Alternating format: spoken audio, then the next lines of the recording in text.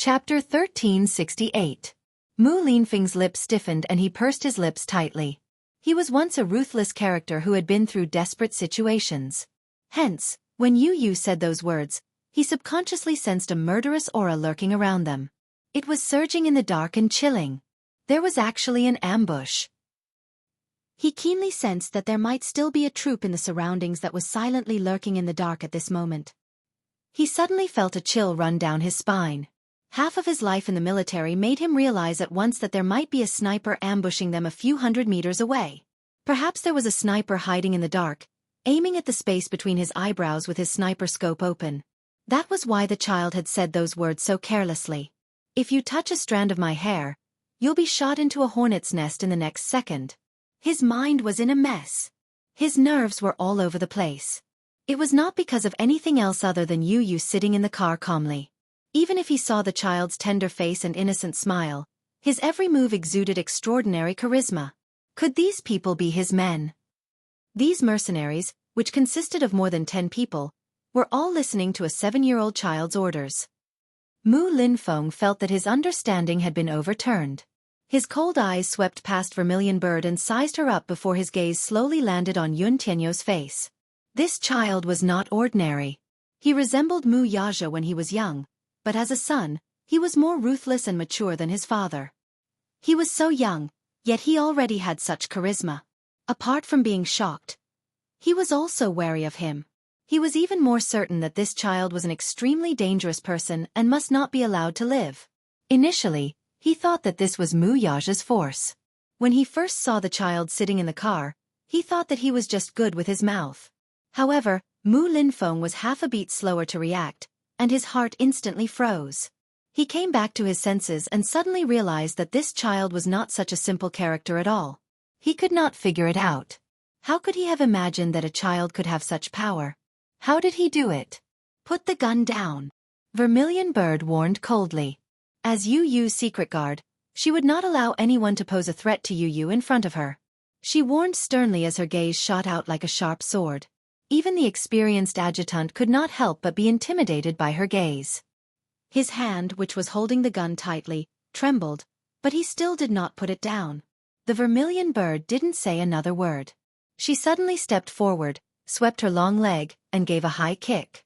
With a heavy muffled sound, she kicked his hand that was holding the gun. The gun flew out of his hand. At the same time, the soldier at the side saw her move and wanted to shoot her. Vermilion Bird's eyes. Kill. Before the soldier could open fire. P. The atmosphere at the scene was completely tense, and the sound of loading rose and fell one after another. Vermilion Bird spun around, but in a flash, she appeared behind Mu Linfeng like a specter in the next second. She pointed the gun at the back of his head and bellowed, "Who dares to move?" The air seemed to have frozen, and everyone held their breaths. Chapter 1369. The entire process took less than 5 seconds. Vermilion Bird's movements were so nimble that it made one's scalp tingle. Fast as lightning. It made one's heart beat faster. They had already experienced Vermilion Bird's ability with just a glance. No one dared to be sure that their movements were faster than the bullets in her pistol. Hence, no one dared to make a move the moment she gave her order. Yu Yu raised a brow and shrugged innocently. She rebuked, "Everyone be obedient. Vermilion Bird is very fierce. If anyone disobeys, the bullets won't have eyes." Mu Linfeng's face darkened further.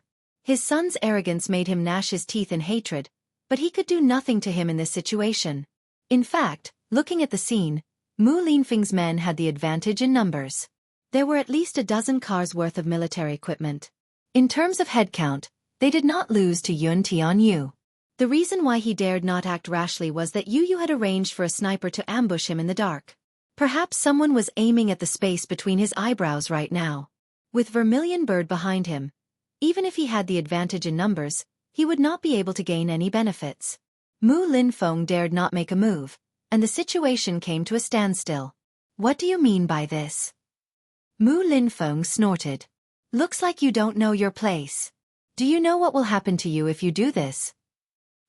Second uncle has a high position and a noble status. "I know it very well." Yu Yu smiled faintly. "It's just that, second uncle, You're the one who doesn't know my place, not me. Do you understand? What do you mean? Nothing. Yu casually said. I just hope that second uncle won't interfere in my affairs. I'll give you a chance now. Take your men and leave immediately. I won't hurt a single strand of your hair. However, there's one person who must stay. Mu Linfeng frowned when he heard that. Without thinking, he knew who the person Yu wanted him to stay was. It seemed that this lad was here for fourth Mu too. At that moment, he suddenly realized what Yu had said. Second granduncle, you're the one who hasn't figured out my identity, not me. Do you understand? Did he not know who he was? Who was this child? For a moment, Mu Linfeng could not figure it out. Thinking about it again and again, he felt a chill from the bottom of his feet. However, he did not lower himself and continued to put on airs. With a cold face he said, I should be the one saying this to you. Have some self-awareness and retreat with your men. Then, I won't argue with you about what happened today. However, despite putting on airs, Mu Linfeng still showed a trace of weakness. Unlike his aggressive attitude earlier, he did not have much confidence in his words now. Yu did not give him a way out. You're kidding. His lips curled up mockingly, and a trace of disdain appeared on his tender little face. If second uncle insists on interfering, why don't you give it a try? I'd like to see how you're going to take him away from me. A trace of viciousness flashed across Mu Linfeng's eyes. His face darkened and then turned green. He could neither advance nor retreat. If he really left Mu Lianjue here and left in a sorry state, not only would his dignity be tarnished, but he would also become a laughingstock in front of this young man. If he really wanted to protect and take him away, it would be harder than ascending to the heavens. Chapter 1370. It seemed that it would be more difficult than ascending to the heavens if he really wanted to protect and take her away by force. At the same time, they were in a deadlock like this. The scene before him was actually easily suppressed by a child, causing his face to heat up even more. It was very embarrassing. Who exactly are you? Mu Linfeng stared at him intently, his eyes as sharp as an eagle's. Yu retorted calmly and elegantly. Why should I tell you? Mu Linfeng was stunned for a moment before he snorted. What an arrogant attitude. Yu raised a brow. You don't have the right to ask about my identity. Mu Linfeng was even more stunned. Yu said sternly. Hand her over obediently. However, take your men and retreat. Otherwise, you won't be able to leave. With that, he raised his head. His eyes were no longer as clear as before and were now dark and gloomy. Don't blame me for not reminding you, second granduncle. I want this person. If you stop me, you won't have a good ending. Young man, aren't you being too arrogant with your words? Mu Linfeng's words were clearly lacking in confidence. Yu could not be bothered with him anymore. Vermilion Bird stood behind him like a stone statue, unmoving. The gun in her hand was raised, and the cold black muzzle was aimed at him like an endless abyss. It was as if he would be mercilessly devoured if he made the slightest move. Mu Linfeng glanced at her, but from his angle, he happened to see Mercenary Paradise's epaulette on her shoulder. He was shocked. Mercenary Paradise was famous, so he had naturally heard of it. It was said that this organization was a mercenary group created by the Hurricane Group. They were a mercenary group from Mercenary Paradise and had extraordinary strength. Mu Linfeng's gaze deepened as he looked at Yu. What exactly was this child's identity? After a long silence that felt like a century, Mu Linfeng turned his face slightly and glanced sideways at Mu Lianjue, who was standing not too far away, with a hint of struggle in his eyes. Mu Lianjue turned to look at his brother as well. He could see the hesitation and struggle on his face. It was obvious that he was hesitating and was weighing the pros and cons in his heart. Second brother. Mu Lianjue's lips trembled in agitation as he screamed at the top of his lungs. Take me with you. You can't leave me here. He wasn't afraid of death. There were some unknown things that were even more frightening and terrifying than death. He didn't know what would happen to him if he fell into Mu Yaja's hands. He didn't dare to think about it. Plus, he was unwilling to accept it. He was unwilling to lose just like that. Upon hearing his voice, Mu Linfeng frowned and felt a sense of irritation rise within him. This thing is a hindrance. Unable to accomplish anything, but good at spoiling things. It seemed that this was fourth Mu's fate. Even if Mu Linfeng was unwilling to admit it, he did not want to throw his life away for nothing. Although he did not believe that this 7-year-old child could do anything to him, looking at the situation before him and thinking about Yu Yu's warning in his heart, he was ultimately defeated and did not dare to gamble with his life. He was surprised that this child had such power and ability, but his heart also palpitated at the deterrence in the child's words. He did not quite believe it, but he did not dare to doubt it. Chapter 1371. Mu Linfeng sucked in a deep breath of cold air and said in an extremely pathetic voice, "Fine. I'll take my men away." "No." Mu Lianjue exclaimed the moment he finished speaking. "Second brother, do you really believe that child's words? He's just a 7-year-old child. How can he scare you?" "Second brother, he's just a child. How can you believe his words?" Mu Linfeng reprimanded. "Shut up."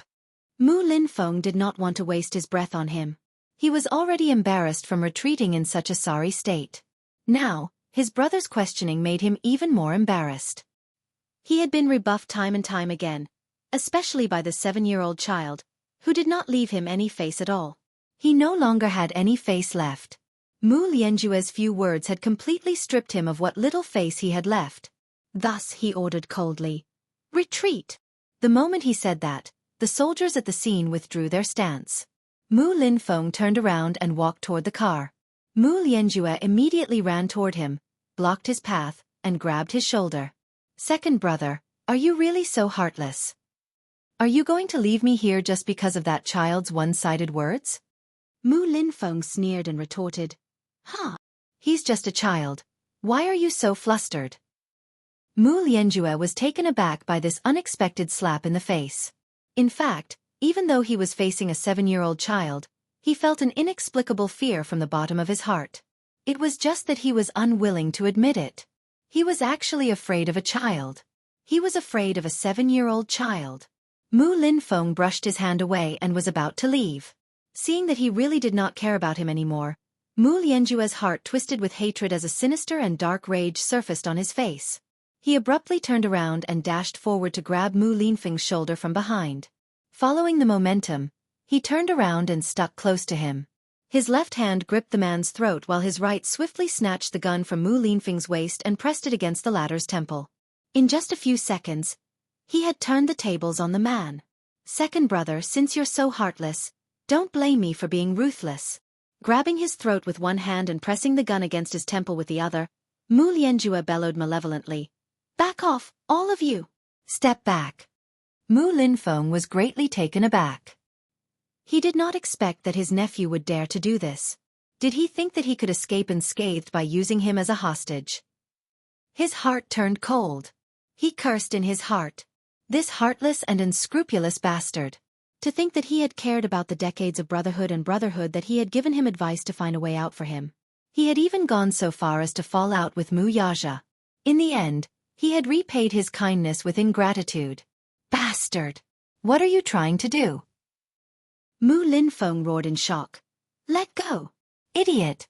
Second brother! Hee. If we're going to die, let's die together." Mu Lianjue's face turned livid as if he had gone mad. His eyes, in particular, were bloodshot. His voice was as shrill as a malicious spirit's. Chapter 1372. The scene went out of control once more. No one had expected things to develop in this direction.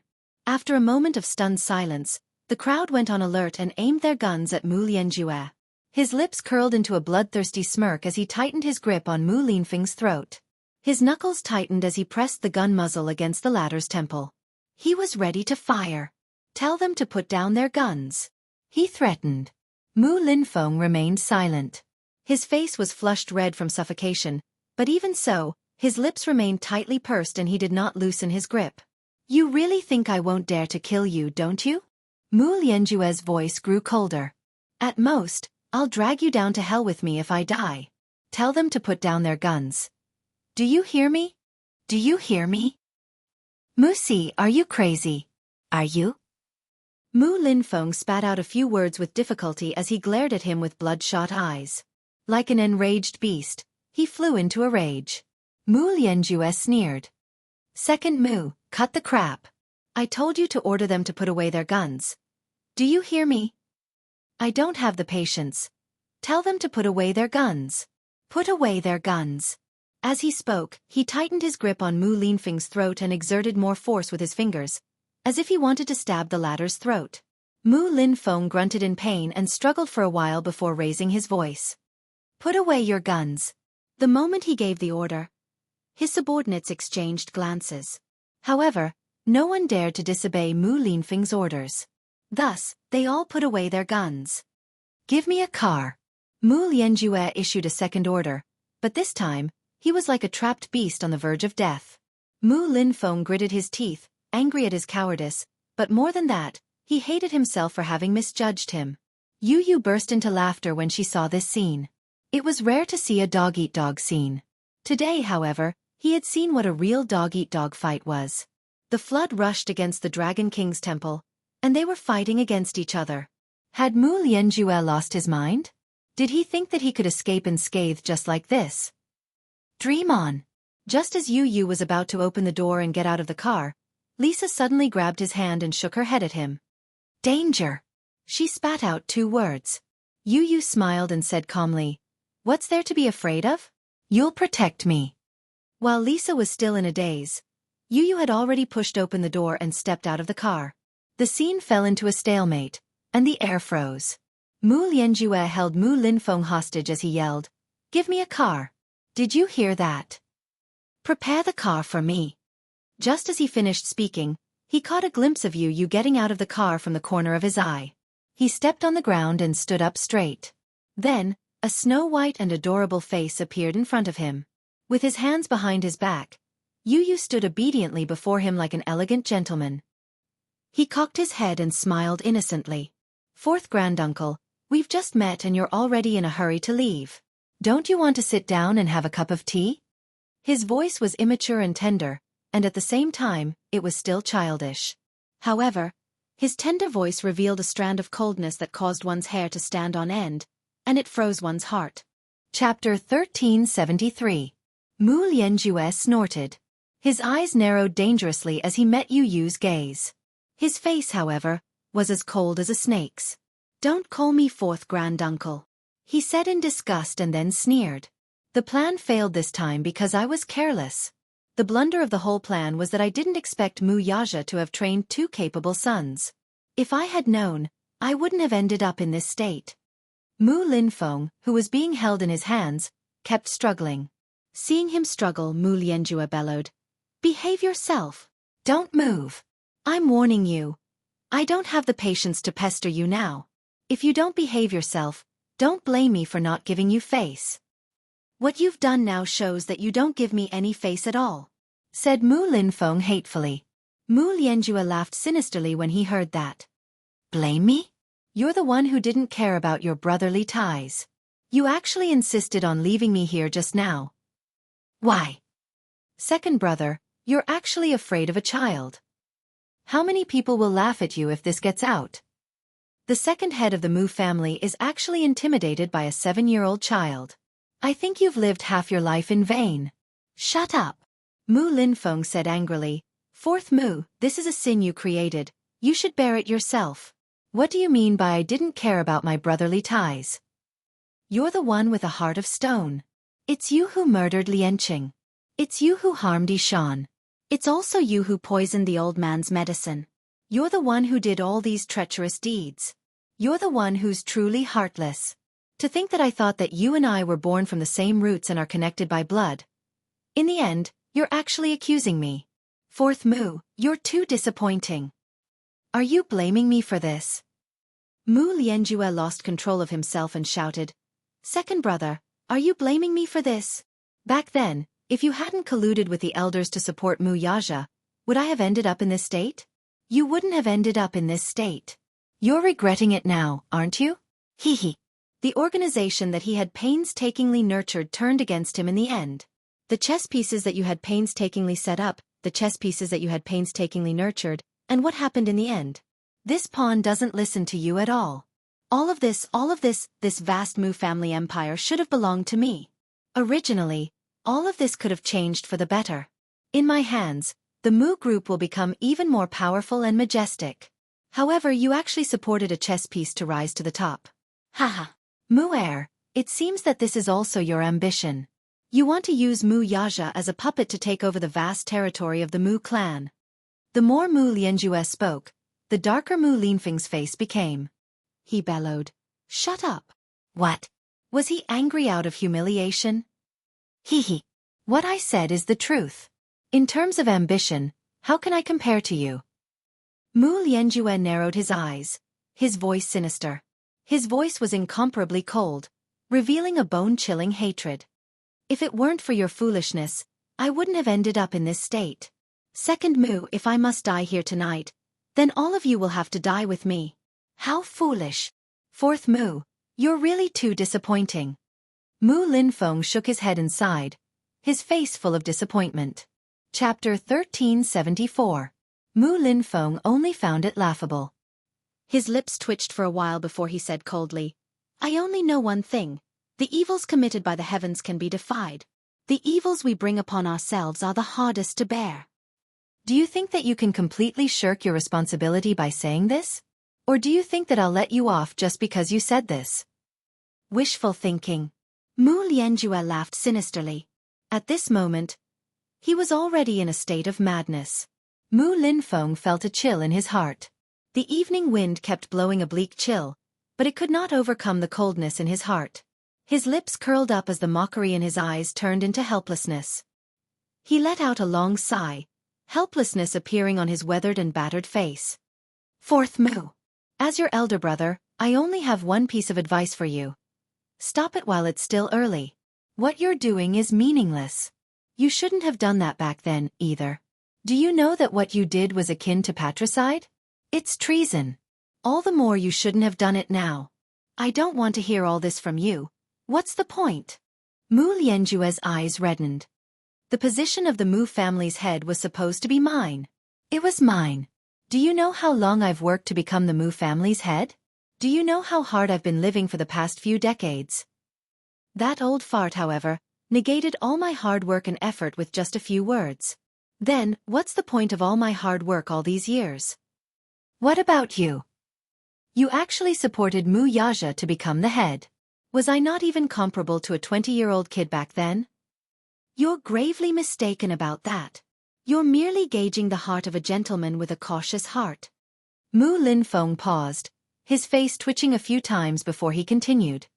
I admit that I did neglect your feelings when I nurtured Yaja and supported him to become the head of the family. You're also right about part of the reason why I nurtured him to become my power. My motives were indeed impure and selfish. However, it's definitely not what you said. At that time, the Mu family's power was changing, and I wanted to stabilize it. That's why I chose this child. In fact, in my eyes, Yaja was an outstanding child. Facts have proven that I wasn't wrong. This child is indeed very outstanding. Better than you. There's no doubt about that. Thus, even now that he's gone against my wishes, I don't regret standing up for him and supporting him. As you can see, the Mu group has been growing stronger and stronger in his hands. The changes in the Mu group were obvious to all. Back then, if it weren't for him, the Mu group wouldn't have been able to survive that crisis unscathed. My heart is with Mu group, and Mu group is the most important. Perhaps to you, these words may sound a bit pompous, but they are my true thoughts. If the Mu group can become a core business empire in his hands, I will have fulfilled my wish in this life. Mu Lianjue's eyes narrowed in anger as the corners of his lips twitched. His face looked especially hideous as his eyes slowly coiled around his neck like a venomous snake. What a great idea. Mu heir, if you say you have no selfish motives, who would believe you? You don't have to say such high-sounding words here. Chapter 1375. No matter what you do now, there's no turning back. It's time for you to pay back your sins. Hee. I know that I've been utterly defeated. Yes, I've failed. Still, do you think I'll let you off just because you said this? There was a hint of hysteria and madness in his smile as if he had been possessed by a demon. Even if I'm going to die here tonight, you'll die with me and be buried with me. This was his character. Even if he was destroyed, he would drag others down to hell with him. At the very least, it would not be a loss if he dragged Mu Linfeng down with him. If he could drag Yun Tianyu down with him, then this deal would be worth it. Mu Lianjue opened his bloodshot eyes and stared fixedly at Yu Yu, who was standing in front of him, with a sinister smile. Yu, who was standing in front of him with his hands behind his back, was as elegant as a little gentleman. He had a delicate and handsome face and was as adorable as snow. His features were extremely similar to Xianxia's and, similarly, Mu Yaja's charm. This child was Xianxia's true love and Mu Yaja's most beloved son. Since Mu Yaja wanted to destroy him, he would not let him off, either. If he wanted to die, he would not let Mu Yaja have an easy time, either. At the thought of this, his lips trembled, and a hard object could be vaguely seen squirming under his lips. Suddenly, he hooked his tongue and bit on a remote control device in his mouth. A maniacal hatred flashed across his eyes. Yu was startled by his sudden action. He furrowed his brows in puzzlement. However, when he saw the remote control device between his lips, his heart skipped a beat and his face froze. What was that? It was a small remote control device. It was pocket-sized, yet he had been holding it in his mouth all this time.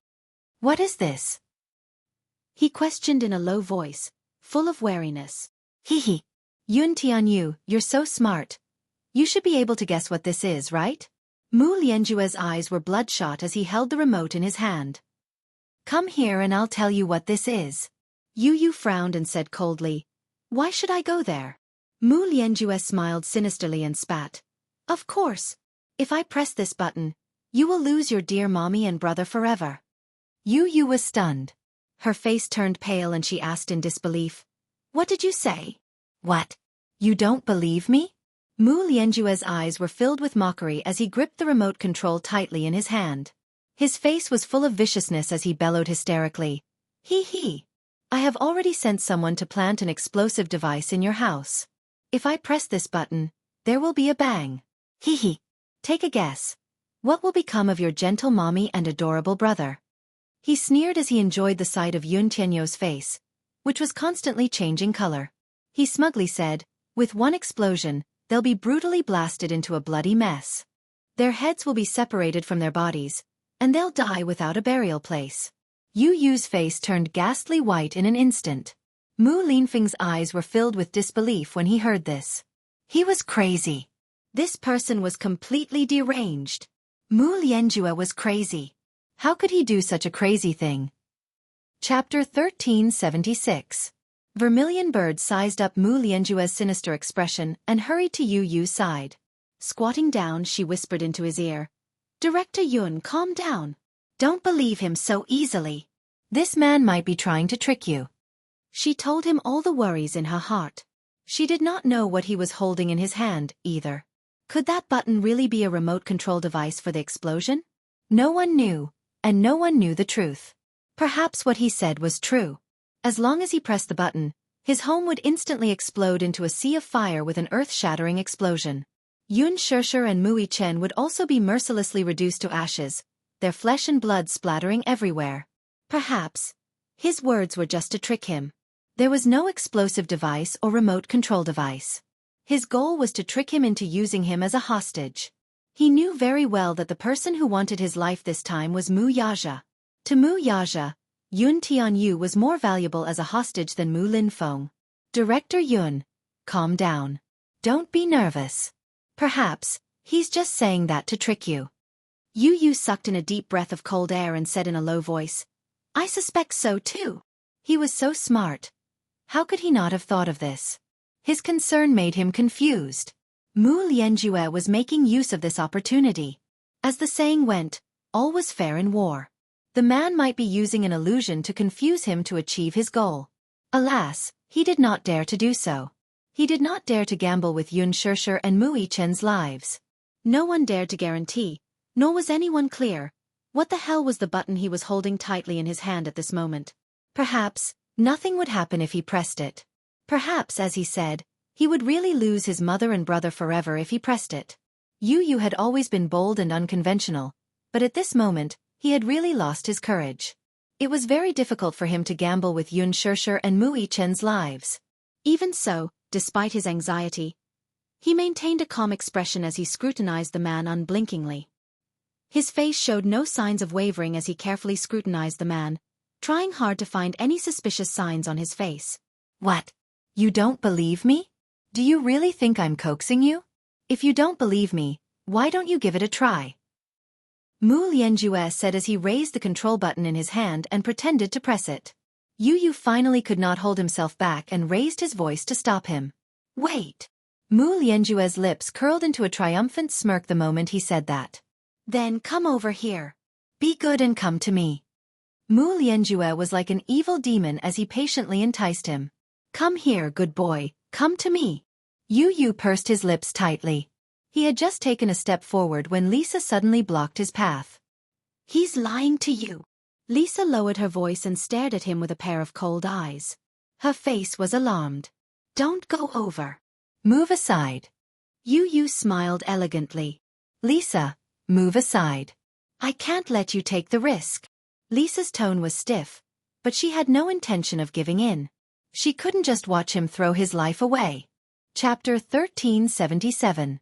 Who knew what earth-shattering things he would do in a fit of hysteria? Likewise, I don't dare to take the risk. I can't let Mommy and Big Brother be in danger.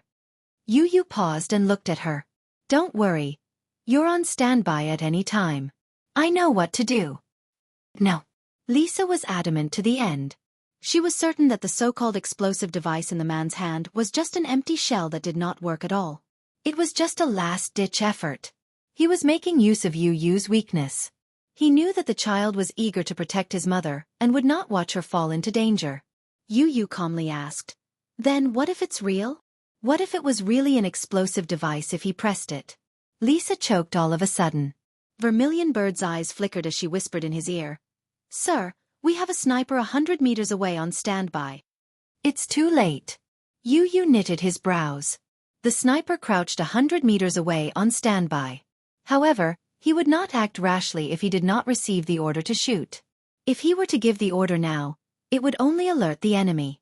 If Mu Lianjue wanted to kill him before he could press the button with the intention of perishing together, there would be an accident. He could not condone even a 1-in-a-million accident. I'll give you 3 seconds.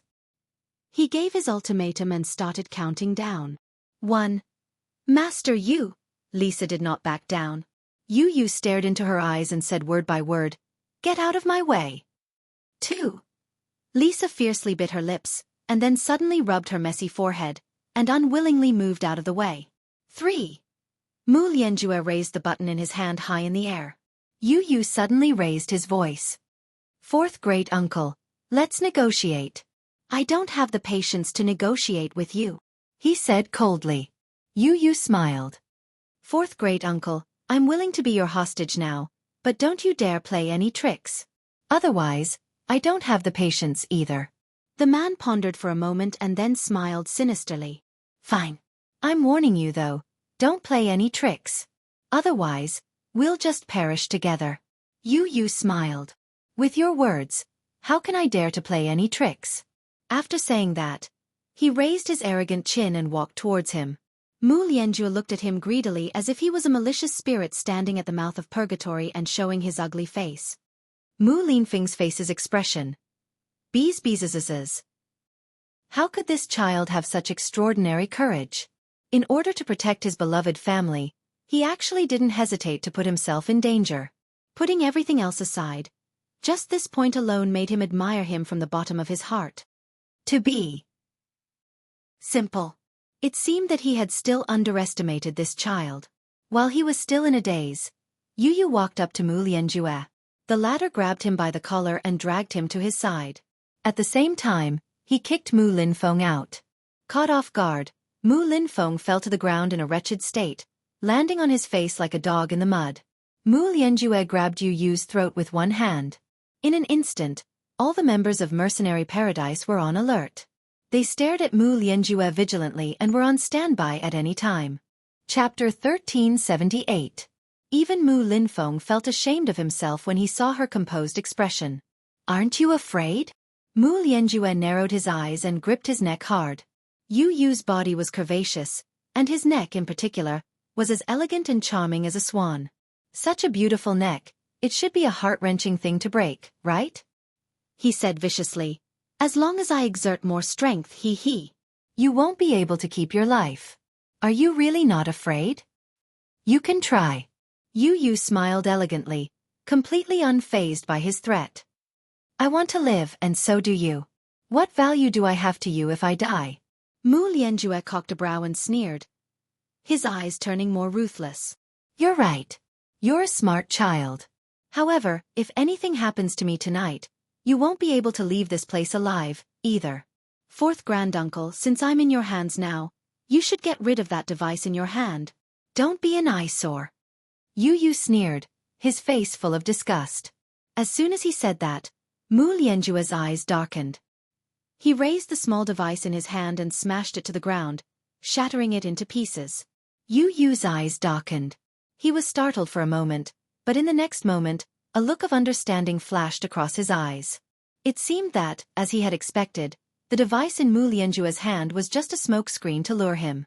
It was useless. What explosive device? It was just nonsense. Vermilion Bird stood at the side and watched as Mu Lianjue smashed the device to the ground. She heaved a sigh of relief when she saw that it was just a useless component. It was a false alarm. Yu was relieved, too. The rock in his heart finally fell to the ground. His face remained expressionless as he stared at the device he had smashed to pieces on the ground. Behind him, Mu Lianjue shouted smugly, "Hee. This is just a simple mechanical device. It's useless. It's just a toy to scare a child. How could you believe it? I thought that a 7-year-old child could be smart, but it seems that this is all there is to it." Vermilion Bird choked when she heard that. She tried her best to stifle her laughter and pursed her lips, pretending to be cool. Lisa, who was standing at the side, looked even colder and more disdainful. Yu's eyes shone brightly. Is that so? Fourth granduncle, you lied to me that it's an explosive device, and I really believed it. How naughty! To lie to a child's face, Hee. Mu Lianjue's smile was tinged with pleasure as he gripped the boy's neck. He unscrupulously enjoyed the latter's feigned weakness and helplessness. His wrinkled fingers traced the boy's cheeks before he grabbed the gun and pressed the muzzle against the latter's temple. His gaze was sinister and vicious.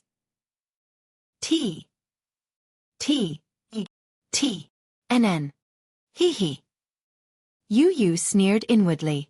He was not afraid of tigers, but he was not a calf. He was the king of beasts. Chapter 1379. Fourth granduncle, you adults are so bad. How could you bully a child? How pitiful that I actually believed you. Now that I'm in your hands, I'm so angry. He mewed like a little lamb and complained aggrievedly. For some reason, Yu's words made Vermilion Bird's hair stand on end. Yu was so scary. He was clearly the worst and most scheming one. On the surface, he was being held hostage and controlled by Mu Lianjue. But what about it? Yu looked weak on the surface, but in reality, he had sharp claws and fangs hidden behind his back. Poor Mu Lianjue.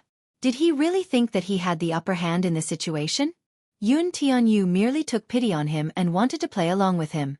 When he confirmed that the device was just an ordinary one, he secretly made a hand gesture to it. Vermilion Bird secretly sent out a signal, but it was still unable to kill the man on the spot. The situation was in a stalemate because he had a gun in his hand. Vermilion Bird planned to stall for time and kill the man the moment he let his guard down. Mu Lianjue was completely unaware of Yu's scheme and the situation he was in. He was still extremely pleased with himself. Hee. A child is indeed a child. You actually believed me with just a few words. Still, you're really bold to barge into the tiger's den. Fourth granduncle, do you dare to kill me? Yu smiled provocatively as his eyes turned cold. Do you dare to hurt a single strand of my hair? Why not? Mu Lianjue pinched his cheeks viciously. You can't die yet, though. I'll spare your life before you cover my escape. Fourth granduncle, let me give you a piece of advice. Don't struggle anymore. You've lost. Accept your fate. Yu gave him an ultimatum out of pity. Just as he said that, not far away, 2 dazzling lights suddenly appeared. They were slowly approaching the southern entrance. Everyone present was on high alert. Vermilion Bird followed the light and saw an Audi A8 approaching from afar. She especially noticed that this car had a J background license plate. Presumably, its origin was not simple. Behind the Audi A8, there were several other cars. The Audi A8 stopped steadily at the south entrance. Everyone looked over. In his line of sight, A tall and slender figure slowly stepped out of the car. Wuxia stepped out of the car and stood tall and straight. His body was tall and slender. Invisibly, an awe-inspiring aura spread out in an instant. His body exuded a very terrifying aura. This kind of aura was enough to make anyone feel fear. When Yu saw him, she was confused at first. She did not understand why he was here. When Wuxia saw Yu, he was stunned. He did not expect to see such a strange situation when he rushed over. Why was he here? Both father and son had the same question almost at the same time. Daddy, why are you here? Yu was the first to ask with a look of astonishment. Just as he opened his mouth, Lianjue grabbed him by the throat and roared, "Shut up!" Wuxia's arrival made him raise his guard. Yu could not hide his shock despite being choked. Chapter 1380. He cursed inwardly in his heart and connected the dots. A white light flashed in his mind, and he suddenly suspected that Vice Captain Zhou's mercenary group had been sent by Daddy. If that was the case, did it not mean that he had made a huge mistake? He thought that Lianjue was about to be smuggled out of the country, so he rushed over to kidnap him. He did not expect that the father and son would bump into each other. Wuxia, who had obviously guessed this, was slightly taken aback. He was indeed his son. He actually thought of the same thing as him. Vermilion Bird broke out in cold sweat as well. What was going on? It turned out that the vice captain was Wuxia's men. They had been busy all day, but they did not expect him to be one of them. Vermilion Bird could not help glancing at the vice captain. The latter also reacted and looked at him pitifully. There was a hint of sympathy in their eyes. It turned out that he was one of them. Yu's face darkened for a moment. Daddy, what a coincidence. Wuxia glanced at Vermilion Bird and then at the calm Yu. At first, he was a little alarmed. After all, the sight of Yu with a gun pointed at his son's temple was a little nerve-wracking. However, when he caught a glimpse of Yu's sinister smile and the calm Vermilion Bird, he knew that this was Yu's wicked game. Thus, he heaved a sigh of relief. He smiled and could not help but tease. "My good son, it's already so late. What are you doing here instead of sleeping at home?" Yu replied innocently, "I want to help Daddy catch the bad guys." Wuxia was delighted by his son's reply. "My good son is so filial." Of course, it's only right for a son to be filial to his father, Yu said matter-of-factly. Lianjue's face darkened. The father-son pair was echoing each other, clearly ignoring his deterrence. "Shut up, all of you. Do you think this is child's play?" Lianjue found the scene before him very strange. The father and son teased each other without a trace of nervousness. Yu did not look afraid at all. The gun was still pointed at his forehead. Was he not afraid? Was he not afraid of death, or was he not afraid of being shot? Even if he wasn't afraid of him shooting, wasn't he afraid that the gun would go off accidentally? Please. Yu was clearly his hostage, but why did he feel like he was the trapped beast? Can't you be more serious? He was the one who kidnapped Yu. Why did he feel like he was in deep trouble? Mu Linfeng was also confused. The conversation between the father and son was too relaxed and leisurely, so much so that there wasn't even the slightest sense of danger in the current situation. "Shut up." Lianjue could not take it anymore. "Are you done? Prepare a car for me. Get the car ready." Yu looked up with a smile and said considerately, "I'll prepare a hearse for you. Do you want it?" Lianjue was flabbergasted. "Fourth uncle, have you had enough? Let me go if you're done. I want to go home and sleep. I'm so sleepy." Yu even yawned sleepily after saying that. "Are you really not afraid of death?" Lianjue quickly loaded the gun, put his finger on the trigger, and pointed it at his temple. "Do you believe that I won't shoot your head off right now?" Lianjue had just raised his hand when a bullet pierced through the air from a distance with a swoosh, piercing through his wrist. Linfeng was stunned. "Ah!" Chapter 1381. Lianjue let out a muffled groan. The bullet came from a long-range sniper rifle 100 meters away. Despite the distance, the bullet's lethality was shocking. When it pierced through his wrist, it caused explosive damage and caused his palm to burst open. Fresh blood and flesh splattered everywhere. Yu only felt a loud explosion above his head. After a buzzing sound, he temporarily lost his hearing. Mu Lianjue could only feel the bullet penetrating his wrist. Along with the excruciating pain of broken bones, his arm went numb and he lost all feeling in it. His grip loosened, and the pistol in his hand fell to the ground. Vermilion Bird strode forward and kicked the pistol several meters away with the tip of her foot. She then carried Yu Yu and brought him to safety. Whoosh! Another sound of a bullet piercing through the air was heard. Mu Lianjue's abdomen was mercilessly penetrated by a bullet once more. At this moment, he was practically surrounded by the long-range snipers. A total of 5 snipers were aiming at him. If he made the slightest move that was detrimental to Yu Yu, he would be shot on the spot. Mu Lianjue groaned in pain. At that moment, he felt as if his entire body had lost its temperature. An uncontrollable chill rose from the soles of his feet, swept across his spine, and attacked his heart. It was so cold that it made one's heart numb. There seemed to be a huge force exploding in the depths of his flesh and blood where the bullet had penetrated his abdomen. At first, he only felt numbness, a hollow numbness. Soon after, he felt an intense burning sensation around his wound. Then, he felt an endless cycle of radioactive pain. The burning sensation hit his heart directly, as if he was being set ablaze in a vast expanse of land. Following that, something sticky and viscous flowed out from the wound and stained his clothes like a blooming flower. Mu Lianjue's eyes widened in disbelief. Everything happened so suddenly that he was not prepared for it at all. He only felt that the world before him had turned dark. He first wiped his wound with his hand. When he raised his hand, his palm was already red. Was it blood? He didn't hear any gunshots at all.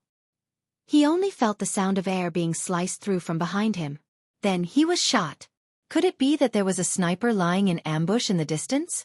Mu Lianjue was stunned. For a moment, he was jittery and paranoid. He abruptly turned around and tightly clutched his bleeding wound. His eyes were completely red, as if they were about to burst. However, when he saw the cold expression on Mu Yaja's face and Yu Yu's smile, he suddenly understood everything. As it turned out, he had nowhere to run. As it turned out, he was being played like a monkey. This brat had clearly calculated everything. Just now, he had displayed such a cowardly appearance in front of him. He was simply playing the fool in front of him. Bastard! Bastard! Mu Lianjue cursed in anger. B*****. I was actually tricked by you, you bastard? Yu Yu looked at him coldly, then smiled deeply and said elegantly, "Fourth uncle, you're stupid. With your skills, I don't even want to play with you. How boring." With that, he nonchalantly opened his palm with a cold face. "Vermilion Bird, give it to me." Chapter 1382. Yu Yu held the gun that Vermilion Bird had passed to him. It was a Desert Eagle. The gun's body was a little heavy, but one should not underestimate it. The Desert Eagle was powerful to begin with. This pistol used high-quality ammunition, and the bullets had explosive power. He fiddled with it for a while. Previously, he had Vermilion Bird teach him some marksmanship. It was not because of anything else, but because, after the recent series of events, he knew that he had to learn some self-protection methods. This was his character. He did not like to rely on others for everything. He was too weak. If not for Xiao Yichen and Lisa's protection, it would be difficult for him to protect himself. Hence, he had to learn how to protect himself and master the means to do so. In the past 2 days, he had been working hard to learn marksmanship from Vermilion Bird. Vermilion Bird was surprised to find that he was quite talented in marksmanship. He grasped it very quickly and learned how to load and shoot. Although his accuracy was not precise, it was still very high, which surprised her. Mu Yaja watched him pick up the gun and load it skillfully. Then, he raised his wrist and aimed the black muzzle at Mu Lianjue. Be it the way he held the gun or his posture, everything was very professional. This little guy secretly learned how to shoot behind his back. While Mu Yaja was surprised, he also felt impressed. Seeing him take out a gun, Mu Lianjue's face turned pale and his lips trembled violently. What are you doing? I've learned some marksmanship some time ago. What's more frustrating is that there's no one to practice with me though. With that, Yu Yu's lips curled up. Fourth granduncle, can you practice with me? No. No. His face turned pale as he turned around abruptly and tried to run away. Without another word, Yu Yu pulled the trigger and fired 2 shots at his hind legs. Mu Lianjue let out a blood-curdling scream as he staggered to the ground. His shrill scream pierced the silence of the night and spread far and wide along the southern entrance of the vast highway. However, it soon dissipated into the biting cold wind. These 2 shots are for Uncle Zhao. If not for Mu Lianjue's assassins, Uncle Zhao would not have died that day. This was Mu Lianjue's evil debt. He had to avenge the Zhao clan. With that, Yu Yu fired again. 2 more shots rang out. Mu Lianjue let out another blood-curdling scream as he clutched his wounded knee in pain. His whole body twitched violently as he rolled around on the ground in pain. Mu Yaja glanced at his son. At this moment, Yu Yu was standing in the bone-chilling night breeze. His back was straight and his entire body was cold. He turned sideways. His black hair was slightly messy in the evening breeze, brushing against his cheeks and intertwining with his thick eyelashes. Her originally snow-white and cute face was incomparably deep. Her pair of gloomy and dark eyes seemed to be covered in ice and snow, without any warmth. His marksmanship was standard. When he fired, his face was cold and emotionless, as if it were just a routine. Even when he heard Mu Lianjue's screams, he did not move at all. He blinked as if he was already numb to death. He appeared so callous. His heart was filled with mixed feelings. In fact, he was not so willing to let Yu Yu come into contact with such dark things too early. Chapter 1383. However, perhaps because he had experienced too many frightening things, Mu Yaja felt that it was time for him to come into contact with these things.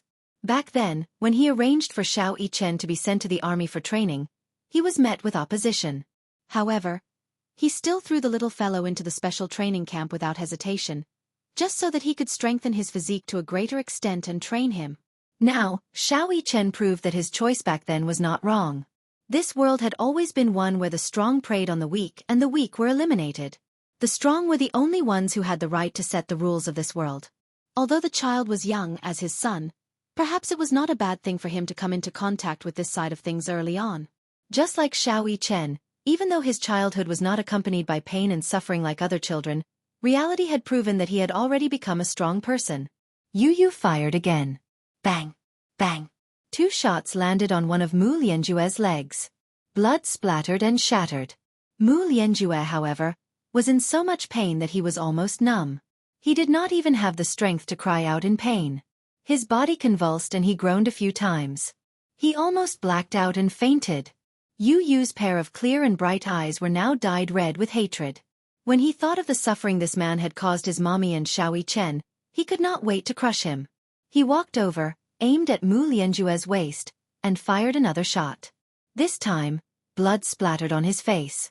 A trace of heat was on his cheeks, but he did not seem to feel it. His handsome eyes narrowed as he coldly pursed his lips. Mu Lianjue had been shot several times. As he continued to bleed, his body temperature became colder and colder. Right now, he was hoping that Yu Yu would give him a quick and painless death. However, Yu Yu clearly did not want to give him a quick death with one shot. Instead, he deliberately inflicted the greatest pain on him. Thus, he mercilessly shot at the non-fatal parts of his body.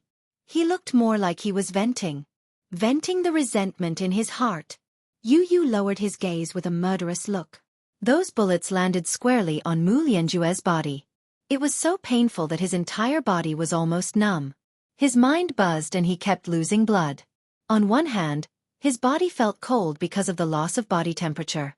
On the other hand, his wounds were scalded by the many bullets, and the burning pain was transmitted. Ice and fire. Bang! Bang! Bang! Yu Yu fired another 8 shots consecutively, but each bullet perfectly avoided the man's vitals. Mu Lianjue endured the pain, feeling as though he was better off dead than alive. This was the first time he had seen such a terrifying child.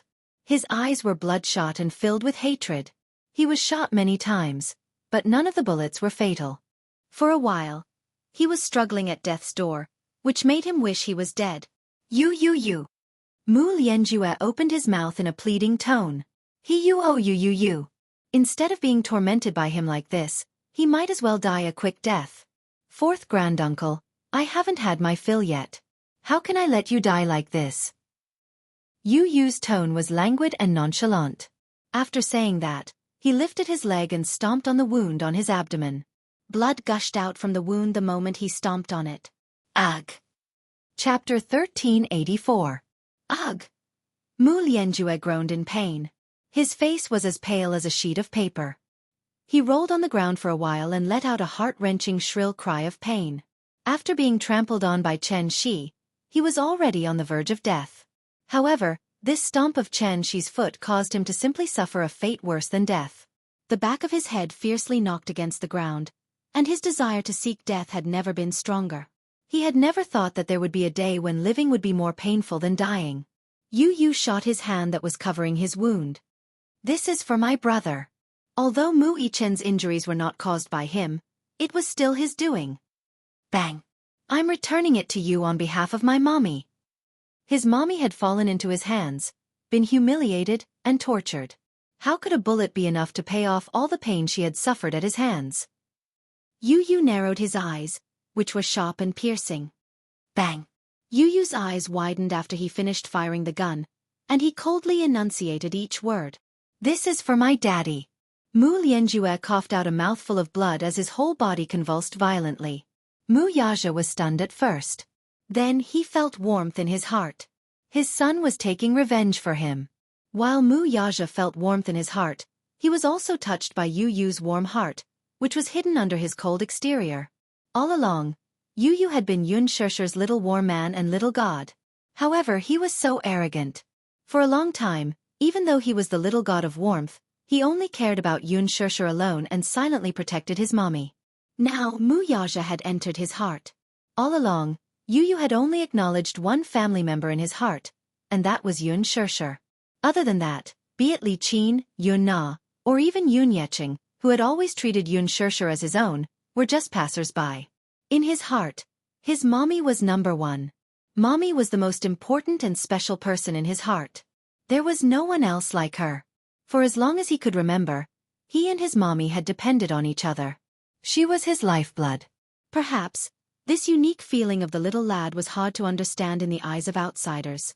However, for the past 7 years, Xianxia held a special place in his heart not only because blood was thicker than water, but also because they had relied on each other for so many years.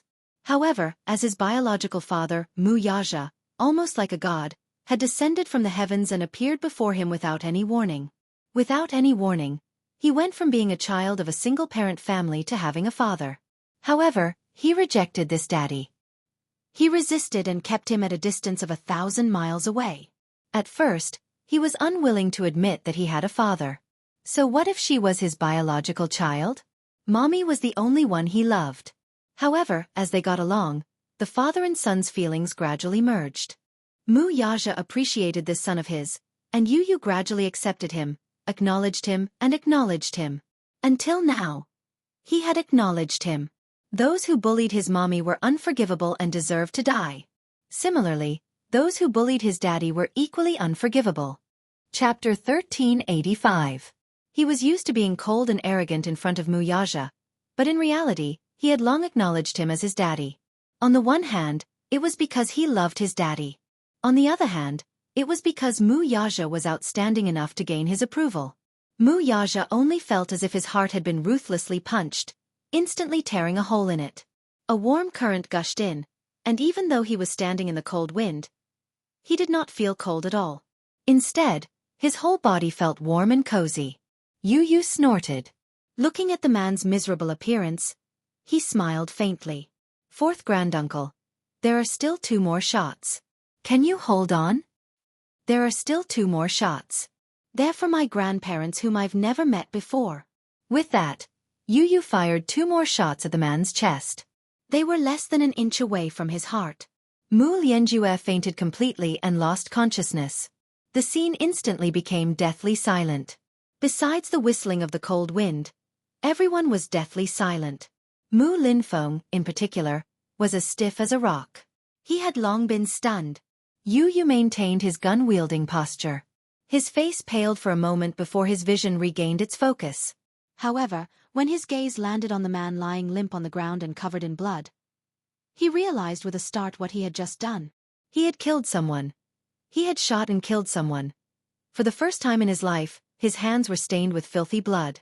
However, deep down, he knew that once stained with such filth, it would be difficult to wash it clean. Yu sucked in a deep breath of cold air. After a long time, he quietly lowered his arm. His wrist loosened, and the gun in his hand fell to the ground with a loud thud. Wuxia walked over and hugged him in his arms. He gently placed his large palm on the boy's cold face, only to see that the boy's face had turned ghastly pale.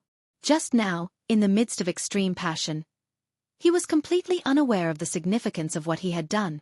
However, when he suddenly reacted from his hatred, he actually felt a bone-chilling coldness. "Baby, what's wrong?" Wuxia hugged him with some heartache, his slender fingers tenderly caressing the side of his face. He should have stopped him just now. She had to stop him when he lost his mind. However, even he was shocked by Yu's cold expression and could not recover from his shock. Yu turned around and said calmly, "I killed someone." His tone was calm, but it was more like he was stating an ordinary matter. Vermilion Bird walked to the man's side and squatted down to check his breathing. Her fingertips came in contact with a faint breath. It was very weak, but there was still a trace of breathing. Vermilion Bird raised his eyes and said, "Still alive." "Kill him." Yun Tianyu expressionlessly replied, "Since he wants to die, let's give him a quick death." Zhu Kei's face darkened for a moment, but she silently said in her heart, "President Yun, what are you saying? You've already tortured him to such a miserable state, and now you want to give him a quick death." She suddenly felt that the man was very pitiful. She looked at him sympathetically and thought to herself, "You can offend anyone, but you chose to offend Hurricane Group's #1 Demon King. Die early and reincarnate early." Yu suddenly asked, "Do you pity him?" She quickly shook her head. "Kill him." Chapter 1386. Wuxia nodded. "Leave his life to me." With that, he handed Yu to Vermilion Bird and walked toward Lianjue. Lowering his head, he looked down at him condescendingly with a cold glint in his eyes. "Do I hate him? Do I hate him?" he asked in his heart. There was no doubt that he hated him to the core. He was the one who had poisoned his father. Back then, his father had a car accident. However, the autopsy report concluded that his father, who had never touched drugs before, was actually a drug addict. He had smoked marijuana and even injected a large amount of heroin when he was alive. Hence, when he drove, he had hallucinations and caused a tragic accident. He had never believed that his father would do drugs. In his mind, Mu Lianqing had always been self-disciplined and would never touch such things.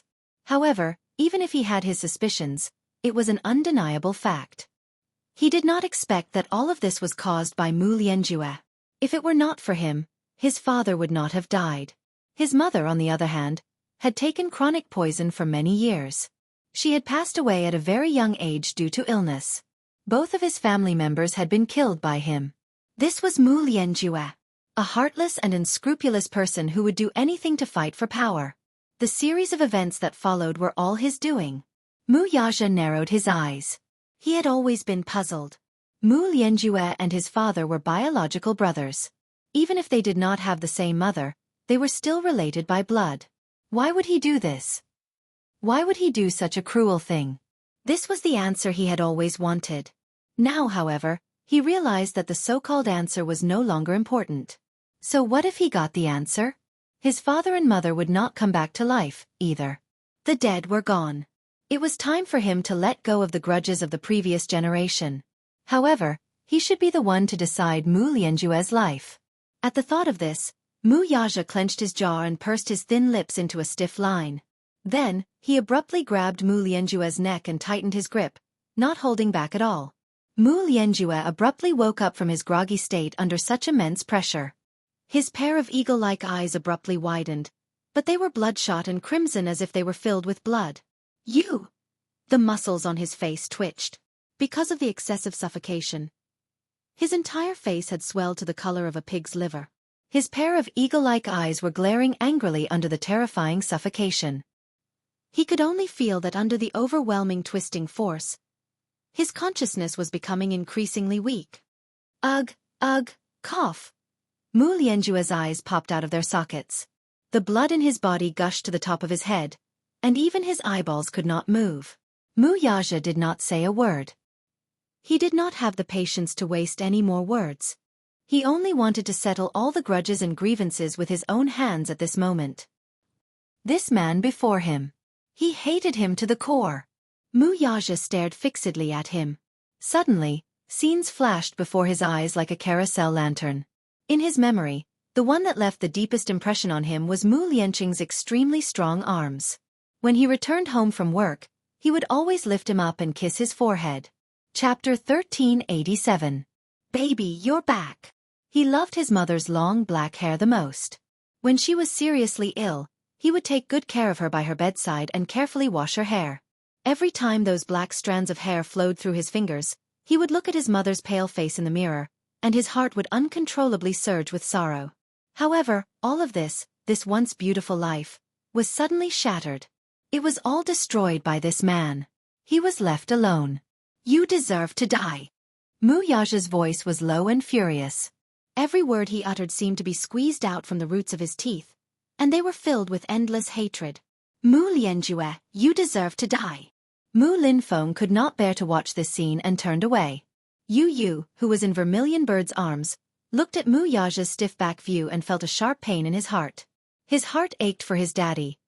He did not know what kind of childhood his daddy had. At least, it was not a happy one. Unlike him, no matter how sick and weak he was and how much humiliation he suffered, he still had Xianxia by his side to protect him and accompany him gently. His daddy was different. He had lost both his parents when he was young. In such a big family, where power intertwined, he must have had to tread carefully along the way. Under Wuxia's strong grip, Mu Lianjue's throat was broken. His eyes rolled back as he breathed his last. Mu Lianjue was dead. Similarly, the family feud that spanned 2 generations had ended. Wuxia stood up and stood in the strong wind with a cold and lonely aura. At that moment, the cold wind suddenly became bitterly cold. It raged wildly as if it was clamoring fiercely. Daddy! Yu looked at Wuxia and suddenly called out softly. Wuxia turned around, his ink-black hair fluttering in the wind. His eyes were bloodshot, but the moment he turned back to look at Yu, they slowly faded away as if they were silk being peeled from a cocoon and returned to their original state. Daddy, hug. Yu smiled gently and opened his arms. Wuxia walked over and hugged him in his arms. Yu hugged his shoulders softly and looked up with a warm smile on her face. Daddy, you have me in the future. You're not alone. Wuxia's heart skipped a beat. His eyes warmed as he hugged her even tighter. I don't only have you. Yes. You still have Mommy. Wuxia scratched the bridge of his nose. I still have Xianxia. Yu smiled. Xianxia once asked me if it was okay for the 4 of us to be together forever. While Wuxia was still in a daze, Yu laughed and said, in the past, I was still hesitant. One is so stupid, and the other wants to steal Mommy from me. Now I've made up my mind. After a pause, Yu suddenly became serious and said seriously, Daddy, let's be together forever. You, Mommy, Xianxia, and I. The 4 of us will be together forever. Is that okay? He asked with a serious expression, but his tone was unprecedentedly serious. Wuxia was stunned for a long time. He was so surprised that he couldn't react for a moment. This was probably the first time Yu had confessed to him. In the past, this little guy was always so arrogant and cold in front of him. He was never close to him, and even if he cared, he never said anything. He was very awkward. Chapter 1388. To him, this was the biggest surprise. He had never thought that there would be a day when he would hear such warm words from his little mouth, which had always been filled with poisonous thorns. For a moment, Wuxia couldn't believe it. It was as if he was in a dream. Hence, he didn't snap out of it immediately. Yu saw that he was slow to react and was a little unhappy. He snorted arrogantly and said unhappily, Why aren't you saying anything? Are you unwilling to do so? Wuxia hurriedly said, No. Little idiot. Yu pouted and pouted. He was a little unhappy. If you're unwilling, you don't have to force yourself. Don't think that I approve of you. If you weren't the man that Mommy liked, I wouldn't have bothered with you. His arrogant words reverted to Yu's usual noble and cold demeanor. Wuxia smiled and rubbed his forehead dotingly. Okay. This time, he would let him say whatever he wanted. Do you think that I want to be with you?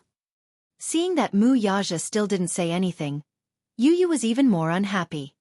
He looked at him with disdain. If I wasn't worried that you wouldn't dote on mommy enough and bully her, I just want to be with mommy forever. Don't misunderstand. Mu Yaja continued to smile dotingly and echoed his words. Okay, okay. His agreement made Yu Yu even more unhappy. Why didn't he say anything? Yu Yu was unhappy. Hey, you. Mu Yaja's eyes suddenly drooped as he gently kissed the boy's forehead. Following that, he placed another warm kiss on the boy's eyelashes. His indulgence was self-evident. Yu Yu was stunned. Then, he heard Mu Yaja's gentle voice above his head. Yu Yu, let daddy dote on you forever, okay? Yu Yu was stunned. He did not expect Mu Yaja to say something so heart-wrenching. We've missed each other for 6 years. During these 6 years, I had no idea that I had such a smart and adorable son other than Xiao Chen. As Mu Yaja spoke, his eyes fell on Yu Yu's palm-sized face. He couldn't hide the heartache in his eyes. Forgive me for missing you for so long. I made you and mommy wait for so long. I made you miss out on 6 years of fatherly love. I'm sorry, forgive daddy. This was probably the most emotional thing Mu Yaja had ever said. If Xianxia and Xiao Chen were here, they would definitely feel indignant. Especially Xianxia. Even in front of her, Mu Yaja had never said such touching words of love. Yu Yu blushed when he heard this. However, the shyness in his eyes quickly disappeared. He looked up and couldn't help but chide his son. What's the use of saying sorry? Humph. Her haughty and awkward behavior really made people feel cold. Yu Yu pursed his pink lips slightly. However, his heart was filled with warmth. It was as if a spring breeze had brushed past and a warm current was flowing through him. Little fool. Maybe you're secretly laughing in your heart. Mu Yaja couldn't help but expose him. A look of panic flashed across Yu Yu's face. Then he snorted and said, When did I? Humph. There was even more disdain in his eyes. The father and son looked at each other and suddenly smiled. Yu Yu finally relented. Okay. I'm a great person and won't hold a grudge against you. I'll be merciful and forgive you. Mu Yaja kissed him. The heartwarming scene diluted the cold and solemn atmosphere around them. Li Hanlin stood behind them and rubbed his forehead helplessly. Chapter 1389. Mu Linfeng was a little moved by this scene, but he could not bear to disturb this heartwarming scene. He quietly got into the car and left. After Mu Lianjue's death, the funeral was naturally handled by him. Of course, he ordered everyone to keep their mouths shut about what had happened tonight. His subordinates carried the body back and ordered the hospital to write a death report. After that, arrangements were made according to the circumstances of the death. To Mu Yaja and Yu Yu, all of this seemed to have never happened. It was just the death of an insignificant character. However, when Mu Linfeng brought the news of Mu Lianjue's death back to the family, it caused quite a stir. Mu Shumin, in particular, found it hard to accept the news of Mu Lianjue's sudden death. Mu Shumin naturally did not believe that Mu Lianjue had passed away due to illness. Although Mu Lianjue's health was not good, he was still strong enough. It was hard to link it to his death. Moreover, it was too sudden. There was no relief at all. Moreover, with the things that had happened in the Mu family these past few days, it was hard for them not to associate Mu Lianjue's death with Mu Yaja. However, even though Mu Shumin repeatedly asked about the cause of Mu Lianjue's death, Mu Linfeng only brushed it over and did not mention what had happened tonight. In fact, he was even a little impatient. Since he was unwilling to say anything, Mu Shumin naturally did not dare to ask. If Mu Shumin did not dare to ask, the rest were even less qualified to mention it. In just a few days, the Mu family was at peace. To the public, it was only announced that Mu Lianjue had passed away due to his worsening illness. A solemn funeral was held and he was buried in peace. Of course, this was all for later. On the way home from the south entrance of the expressway, Yu Yu sat in the front passenger seat, unable to calm down. Mu Lianjue's death could be considered as a weight off his mind. Then he thought of Mu Wanru. So the little boy turned his head and asked, Daddy, I heard that Mu Wanru has been placed in the Mu Group's private hospital. I heard that her condition is not very optimistic. The corner of Mu Yaja's eyes twitched fiercely as he sighed with emotion. You're really well informed. Of course. Yu Yu sniffed proudly like a mischievous little elf. Her eyes were bright and sparkling. "I won't let anyone who offends my mommy off. Even if they escape to the ends of the earth, even if we have to dig 3 feet into the ground, we will dig them out." Wuxia was speechless. "Baby, do you know what kind of boys girls are most afraid of these days?" What? Yu was perplexed, unable to comprehend what was going on. "Mama's boy," Wuxia said faintly. "You're the world's first mommy's boy that I've ever met." Ha ha ha. Yu was elated and revealed a rare hearty smile. "That's because before Daddy appeared, Mommy only had me. If I don't pamper Mommy a little, who will?" Wuxia was taken aback. He could actually detect a hint of bitterness in his calm voice as he recalled all those unbearable memories of the past. His heart sank. Even though Yu's tone was calm and nonchalant, the memories of the past 6 years were still vivid in his mind. He was probably feeling indignant for Xianxia. In his heart, his mommy was an elegant princess. A woman like her should be doted on by everyone. Chapter 1390. Mommy had been living such a hard life all this while. She had tasted the bitterness of the world. He hoped that his mommy could be happier. Happier. When he thought of this, he said unwillingly, "Mommy is still very young. She's only 24 and has suffered a lot. I feel that it's so unfair. I can't accept it." At this point, he glanced at Wuxia and asked, "When do you plan to hold your wedding with Mommy?" "I haven't thought about it yet," Wuxia said honestly. "You're not ready?" Yu seemed unhappy with this answer. "Not really." Wuxia paused. When they reached a traffic light junction, the car stopped. He turned his head and answered seriously, "I haven't thought about how to give her a perfect wedding." In the past, he only felt that weddings were an insignificant formality. Perhaps it was because he had never thought that there would be such a person who would make him seriously consider how to create a romantic and perfect wedding. However, now, he also had some romantic fantasies about his marriage with Xianxia. When it came to romance, men always seemed to lack some cells compared to women. Actually, that was not the case. Did men not understand romance? That was not the case. A man did not understand romance only because that person did not appear. When Yu heard this, he felt gratified but also jealous. He could not bear to part with her. "I can't bear to let Mommy marry you." He revealed the conflict in his heart honestly. Wuxia frowned. This kid. His mommy was marrying him. Why did this little kid give off an inexplicable feeling of melancholy? And this kind of melancholy was like a father who had experienced the vicissitudes of life and was about to marry off his beloved daughter. Li Hanlin had once said that Yu and Xianxia were mother and son in some ways. However, when Yu hid that side of him behind Xianxia's back, Yu doted on his mommy more like a daughter. It was a sense of déjà vu between father and daughter. It was as if ethics had been reversed. Wuxia's lips twitched. Yes, that was the feeling. Yu was like a father who couldn't bear to see his daughter get married. Just as he was feeling awkward, he heard Yu's daddy mumble again, "I suddenly feel that it's so unfair." Unfair? Yes. I feel that I can't let you take advantage of me for nothing. My mommy is as beautiful as a flower, gentle and kind. The people who want to pursue my mommy could line up from my doorstep to Siberia. Why should I let you beat me to it? The more Yu spoke, the more indignant she became. She clenched her fists and snorted arrogantly. "You didn't even go through the process of courtship." "No, I can't let you pass."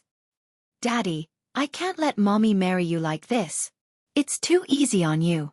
Wuxia was stunned. "Why? Tell me, you disappeared for 6 years for no reason. Now that you've reappeared, you didn't even go through the process of courtship. How can I let you marry Mommy so easily?" However, Wuxia felt that the little kid's silent scheming was really interesting and adorable. Seeing that he had made the decision in all seriousness, he couldn't help but raise his eyebrows and ask, "Oh, there are conditions?" "Yes, of course." Yu said matter-of-factly, "You didn't even go through the process of courtship, love letters, dating, or courtship. That's not fair." Wuxia was stunned. Chapter 1391. You actually went on a date with Mommy behind my back? Yu smelled a hint of adultery and there was a dangerous glint in his eyes. It doesn't count. It's not formal enough. If you want to marry my mommy, you have to start from a formal courtship. Yu Yu concluded. Mu Yaja kept quiet. Courtship? Yes, do you know how to court girls? No. Can you teach me? Mu Yaja's expression was serious. What he said was true. He had never courted any girl before. Basically, the women around him couldn't wait to get close to him. He had never taken the initiative. You don't even know how to court girls. So, how about you be daddy's strategist? Mu Yaja asked humbly with a sincere expression. However, Yu Yu retorted, I can't even bear to let mommy marry you. How can I be your strategist? Dream on. Mu Yaja kept quiet again and glanced at him from the corner of his eyes. Yu Yu did not back down and looked back at him from the corner of his eyes. The father and son faced each other in silence. Mu Yaja pursed his thin lips.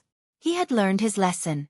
To put it bluntly, this fellow was unwilling to let his mommy marry him. Hence, he deliberately made things difficult for him. This was a test for him. If he could not bear to marry mommy, he should have just said so. The little fellow was so awkward because he could not bear to let mommy go but was too shy to express it. On the other side, Yu Yu said lightly, Daddy, mommy doesn't belong to you yet. If you don't hurry up, there will be so many people courting mommy. Humph. These words were obviously a threat to him. Mu Yaja smiled deeply, but his eyes were filled with gentleness. Back to Xianxia Walk. In the time it took for him to park the car, Yu Yu flew into the house and hurriedly ran into the bedroom. He carefully pushed open the door, tiptoed in, and silently made his way to the bedside.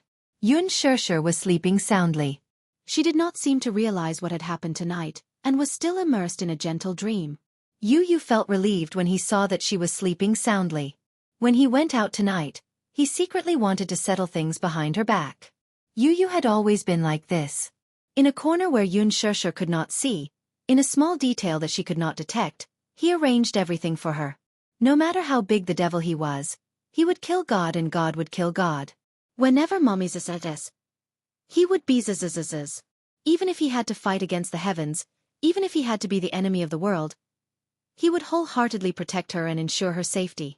Yu Yu squatted down and leaned over the bed, looking at her gently. When his gaze met Xianxia's sleeping face, his gaze instantly softened and became as gentle as water.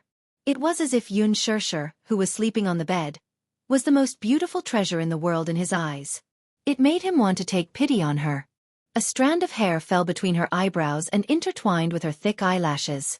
He gently reached out and brushed the strand of hair away, tucking it behind her ear. She was extremely sensitive. Even if it was from Yu Yu's tender fingertips, that slight touch was enough to make her, who was in her dreams, let out a muffled moan. It was as if she was talking in her sleep. Afraid that he would disturb her, Yu Yu immediately withdrew his hand and blinked innocently. He was afraid that he would wake her up. Xianxia's delicate lips opened and closed, letting out a soft murmur before returning to being docile and quiet. She did not wake up. Chapter 1392. He poked Xianxia's soft cheeks with his fingertips and muttered to himself, Mommy, I can't bear to marry you off. This is a very selfish way of thinking, isn't it? His gaze fell on Xianxia's sleeping face. Suddenly, he was a little distracted. Indeed. He couldn't bear to part with her. How should he put it? It was a very strange feeling. It was as if the person he had always cared for and protected with all his might would no longer belong to him alone one day. From a certain perspective, wasn't it a kind of loss as well? Or perhaps, even though he and his mommy had depended on each other for 6 years and had developed an inseparable bond, marrying off his mommy would always make him feel a little lonely. This kind of loneliness was not something that Mu Yaja and Xiao Yichen could give him. Just as Li Hanlin had said, from a certain perspective, his mentality was indeed similar to that of a father who couldn't bear to marry off his daughter. Yu Yu sighed and looked down. Mommy, don't worry. If you're happy, that's my happiness. If you're not happy, wouldn't you use hard work be meaningless? When he thought of this, he leaned over and gently planted a kiss between Xianxia's eyebrows. My dear mommy, good night. After saying that, he carefully tucked the bedding in for her and left silently. When Mu Yaja finished parking his car and walked in, Yu Yu had already washed up and changed into her pajamas. Standing at the door, he rubbed his eyes. Daddy, good night. Mu Yaja smiled. Good night, baby. Yu Yu smiled and waved her hand. Just as she was about to enter the room, she suddenly thought of something. She turned around and walked in front of Wuxia. Then, she hooked her finger at him mysteriously. Wuxia saw that Yu Yuehan seemed to have something to say. He bent down slightly and looked at Yu Yuehan at eye level. Yu suddenly leaned over and kissed his forehead gently with her pink lips. Ba ji, he took a bite. It was fragrant. Wuxia was stunned. He never thought that the little fellow would take the initiative to kiss him. A good-night kiss? He smiled gently, and his heart felt warm again. Tonight, this little fellow had warmed his heart to the point of bursting with joy. Yu clasped her hands behind her back and lowered her head shyly after the kiss.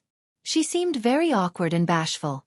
Seeing Wuxia's stunned and surprised expression, he explained, "Good-night kiss." "Stupid daddy." "Yes." Wuxia was still a little slow on the uptake. The surprise came too suddenly. The little fellow actually took the initiative to say goodnight to him. In the past, he wouldn't have dared to think about it. Seeing his indifferent reaction, Yu could not help but be annoyed by his slowness and clumsiness. Was that all he could do? Yu could not help but feel hurt. He had taken the initiative to give him a good-night kiss. In the end, his stupid daddy was like a block of wood. Did he not know how to give him a good-night kiss? Thinking of this, he muttered angrily, "Stupid daddy." Then, he turned around and was about to enter the room. However, just as he turned around, Wuxia suddenly picked him up from behind and held him in his arms. "Good boy, baby." Wuxia's slender fingers pinched his chin.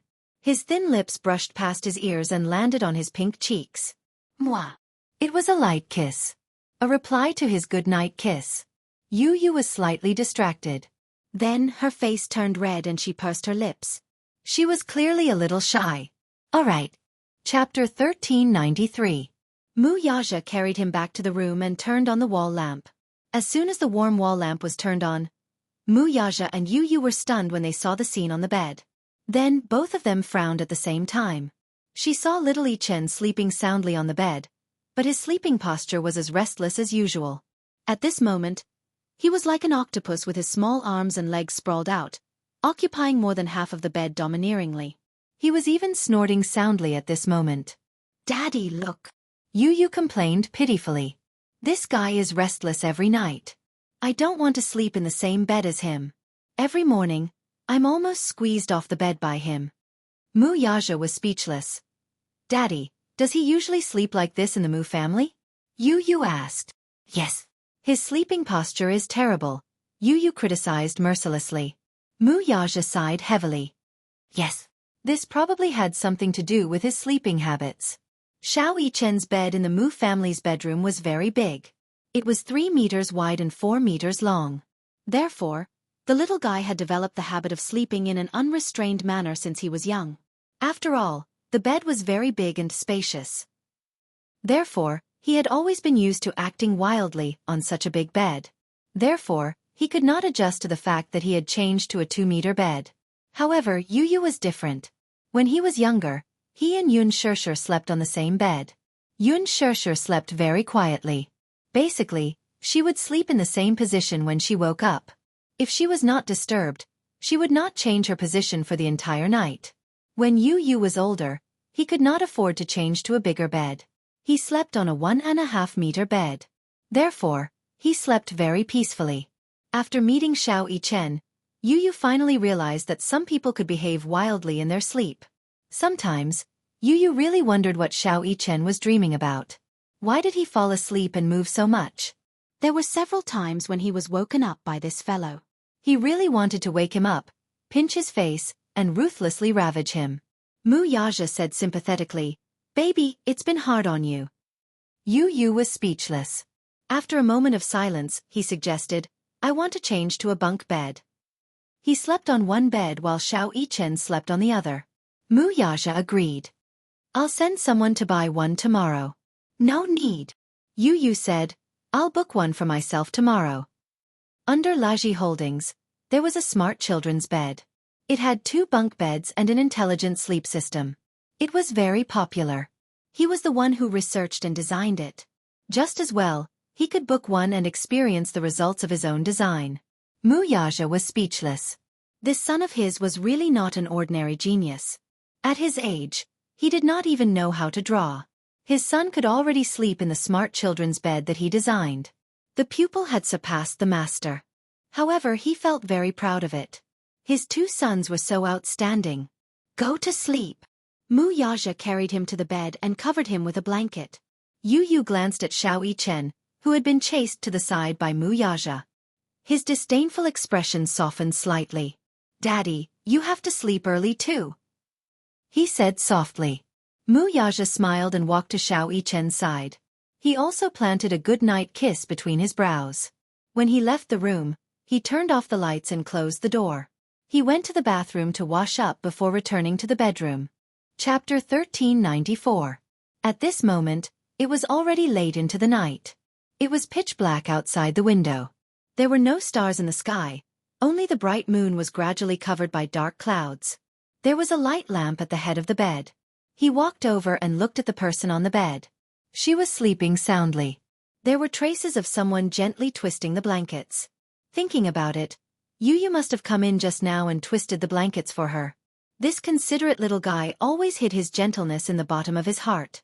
If this blissful little woman knew that her son had silently done so much for her, she would definitely be touched. However, Yu had never let her know. He had always hidden this gentleness behind her back, silently protecting her in a place where she could not detect it. Wuxia got onto the bed.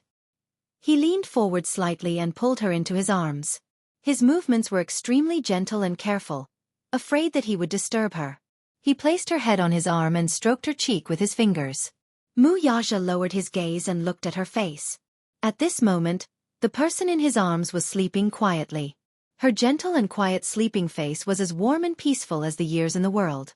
When she was quiet, the beauty of her face became even more flamboyant. However, this flamboyance didn't reveal its sharpness. It wasn't dazzling, but it was docile and quiet. Occasionally, one would catch a glimpse of her beauty and realize that there was a shocking charm hidden in her beauty. In that instant, even his heartbeat uncontrollably calmed down.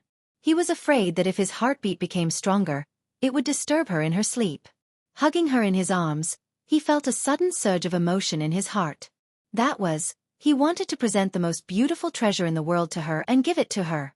However, on the other hand, he felt conflicted. Wasn't the most beautiful treasure in the world sleeping quietly in front of him right now? Perhaps in his eyes, there was no treasure in the world more precious than this. Yu's words suddenly rang in his ears. In my eyes, Mommy is the most beautiful treasure in the world. Mommy is the most beautiful gift given to me by God. Even if I have to become the enemy of the world, I will protect her to the fullest. If you love her, please treat her well. Lest she wander about in misery. Lest she have no one to rely on. All right. Wuxia could not help but ask. I will definitely take care of you properly. He nodded slightly and whispered gently into her ear. Sure, I'll pursue you, okay? His question was gentle and quiet. However, in her sleep, she would not respond to him no matter what. Wuxia's lips curled into a smile as he turned off the wall lamp and pulled her into his embrace. Holding her in his arms, he fell asleep in a soft dream. When Xianxia woke up in the morning, it was already dawn outside the window. However, due to the heavy curtains, the room was dimly lit. She opened her eyes and saw Wuxia's peaceful sleeping face. Her heart froze, but at the same time, she felt exceptionally warm. She didn't know when he came back, nor did she know when he fell asleep. He must have gone to bed very late.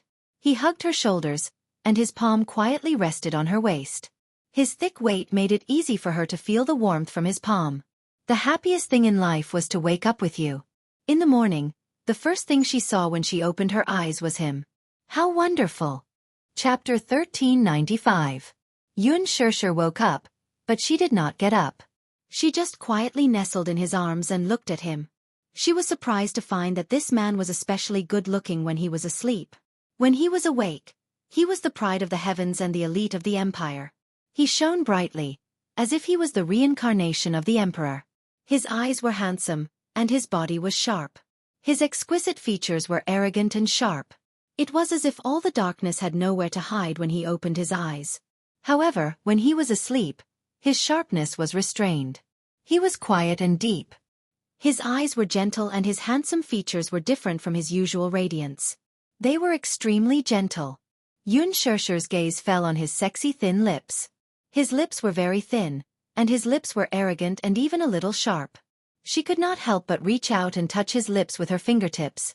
Her fingertips traced the line of his lips and carefully traced the shape of his lips. It was said that people with thin lips were fickle in love. Xianxia pursed her lips slightly. She felt that this was simply a fallacy. However, in her heart, this man was extremely affectionate, even loyal. Xianxia looked up and her gaze fell on his eyes again. When he was asleep and his eyelids were closed, she could see his deep eyeliner and his thick and long eyelashes. His eyelashes were ridiculously long and his eyelashes were very deep. She finally understood who Yu had inherited his beautiful eyelashes from. Usually, when he opened his eyes, he gave people the feeling that his gaze was very deep, extremely evil, and breathtaking. It turned out that he had a pair of deep eyeliner like Yu and Xianxia. Especially his eyelashes that were like the feathers of a black phoenix. They were so beautiful that even gods and men would be envious of them. So much so that she was a little jealous. Why did the heavens dote on him so much and mold him to be so perfect? However, on second thought, it was all thanks to the heavens that they loved him so much. Yu and Xianxia had inherited his excellent genes. When she thought of this, she instantly felt satisfied. Xianxia secretly reached out and fiddled with his eyelashes. From time to time, she would pinch them between her fingers and gently stroke them. It's very thick. She was like a naughty kitten, lazily nestled in his arms, lazily playing with his eyelashes. She seemed to be enjoying herself. In his sleep, Wuxia's brows were slightly furrowed, as if he was annoyed. He subconsciously reached out and swatted her little hand away. She was unwilling to give up. When he was deep in sleep, she reached out her hand and played with his eyelashes. Her fingers then moved to his eyebrows and carefully rubbed them. Her fingertips then fell between his eyebrows, trying to smooth out the wrinkles between his eyebrows. Why did the men here look so serious even in their sleep? Why did they always frown? She rubbed it carefully, trying to smooth out his furrowed brows. All of a sudden, Wuxia opened his eyes. He raised his eyelids and his deep pupils shone with the light of awakening. She was instantly embarrassed. "You're awake." Could it be that he was woken up by her disturbance? She furrowed her brows in annoyance and bit her lip. Her movements were very gentle. Little did she know that this man had always been a light sleeper. Even the slightest movement would wake him up easily. The moment Wuxia opened his eyes, the sharpness in his eyes disappeared. However, when his vision cleared and reflected on her delicate face, the sharpness quietly faded away. Chapter 1396. After he brushed it away, she persevered and continued to play with it, as if she was never tired of it. She whispered, "You're awake? Did I wake you up? You should have come back very late last night. Did you sleep very late? What were you doing just now?" he asked in a deep voice. His voice was a little hoarse and deep because he had just woken up, and it was especially sexy. She could still hear it, and her heart instantly went numb. Feeling a little guilty, Xianxia snorted and avoided the topic. "I'm not doing anything." Could she say that she was bored when she woke up, so she secretly played with his eyelashes?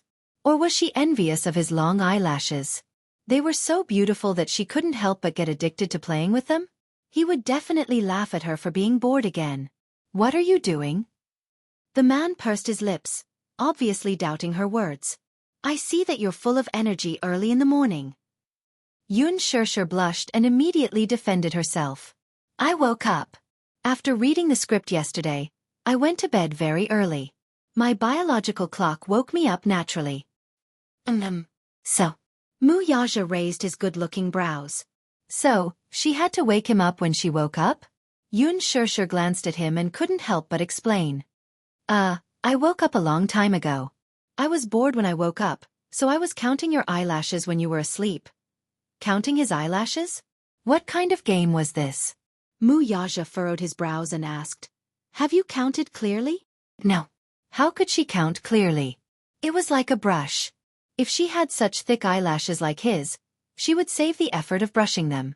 Little did she know that as soon as her voice fell, the man's tall body flipped over and covered her body in a dark mass. He supported himself with his arms by her side. With just a stretch of his hand, he gently lifted a strand of her hair that had fallen on the pillow. He sniffed at the tip of his nose and lowered his eyes. Obviously, he enjoyed this fragrance very much. Opening his eyes, his handsome eyes suddenly flashed with a touch of playfulness. Then, I'll give you another chance. The man smiled evilly, bowed his head, and leaned closer to her. Their noses touched, and their lips touched. His warm breath brushed against her face, incomparably intimate. A clear voice rang in her ears. Count how many eyelashes I have. Xianxia blushed slightly, and then she unnaturally avoided his overly deep eyes. She muttered in a low voice, I'm not counting anymore. What is it? Wuxia brushed her hair but was puzzled. You were counting happily just now. She felt powerless and said lazily, There are too many. I can't count them all. Your eyelashes are so long and dense that my eyes hurt from counting them. All right. The man smiled and kissed the corner of her lips lazily. Sticking to her lips, his thin lips escaped from her lips. Since you're so energetic and don't count your eyelashes, let's do something else. Xianxia was stunned. Soon, she could hear the hidden meaning in his words. His words were obviously referring to something else. A wisp of red flew to her ears, and like a fire spreading, it burned her cheeks. Soon, her entire face seemed to be smeared with rouge, revealing a charming shade of red. Hey, you! Stop fooling around. Her shyness in his eyes had a hint of wanting to reject him. Chapter 1397. Why, you don't like it? The man raised his eyebrows arrogantly and whispered into her ear. Between his smile, there was a hint of cynicism. Coupled with that clear voice, it was damn charming. In his eyes, it was as if there were stars that had been cut up, sparkling and sparkling. Being stared at by him like this, Xianxia's face grew increasingly hot. Her originally jade-like face was dyed with a rosy blush, exuding a delicate, tender, and translucent glow. She was obviously a little shy. The man was openly acting like a rogue in front of her. She was so embarrassed that she wanted to crawl under the blanket. Wuxia curled his lips into a smile. Originally, he thought that this woman would have gotten used to it, but now it seemed that he had not taught her well enough. Thus, he pinched her waist with his large palm. The soft touch immediately made him groan in pleasure, but his heart felt extremely comfortable. He was very satisfied with this soft touch, so he planned to do some morning exercises that were beneficial to his body and mind in this beautiful morning. While he was thinking about this, his hands had already begun to move. He skillfully stripped off her underwear and bent down to cover her cherry lips. This kiss seemed to have been premeditated for a long time. Nestled in her embrace, that pink little mouth opened and closed as if it was a silent invitation, luring him in. His heart had been itching for a long time, so when he lowered his head to look at her, it was as if he had found a prey to aim at. He stared fixedly at those pink pouty lips and pressed down on her. However, many erotic images flashed past his mind. As a man, he always had many erotic fantasies towards the woman he loved. Wuxia was the same. His mind filled with erotic images, and his body wrapped in the blanket became even hotter. Even though they were separated, the changes in his body were obvious. When Xianxia felt the heat, her heart suddenly beat like thunder, and her face felt as if it was cooked. He peeled off her pajamas and pressed his lips against hers, delicately embellishing her lips. At first, he was extremely careful and his kisses were gentle. Slowly, as the temperature in the room rose and turned white, he was no longer restricted to this light kiss. Gradually, he became fierce and wild. He held the back of her head with one hand and deepened the kiss. He wished he could turn into a beast and swallow her whole. He was lying on top of her, his two strong and sturdy arms supporting her on both sides of her shoulders, controlling her in a narrow space. His strong and fit body pressed down on her, leaving almost no room for maneuver. The ferocious kiss almost made her unable to breathe. Xianxia couldn't keep up with his pace. Her mind was blank, and she felt like she was about to suffocate. Xianxia punched his shoulder in annoyance, but the man ignored her and only sealed her lips, sucking and licking. He actually kissed her until her lips were swollen. Sweet. It was extraordinarily sweet. Wuxia couldn't help but be infatuated with the overly sweet breath on her lips. He parted her lips and passionately invaded, engulfed, and lingered. Xianxia was gradually melted by this fiery kiss, turning into warm and soft jade water. Unknowingly, the pajamas on his body were quickly removed, and the two of them were entangled together. He possessed her. Chapter 1398. For a moment, the room was filled with the charms of spring as the temperature rose rapidly. After a round of passionate lovemaking, he hugged her and immersed himself in her warmth as he savored the aftertaste of love. However, even after doing it a few times, he still did not know when to stop and teased her from time to time in an attempt to arouse her. However, she did not live up to his expectations and did not respond at all. She was also indifferent to his teasing. It was too tiring. At this moment, Xianxia seemed to have been drained of all her energy as she lay limp in his arms, unable to move at all.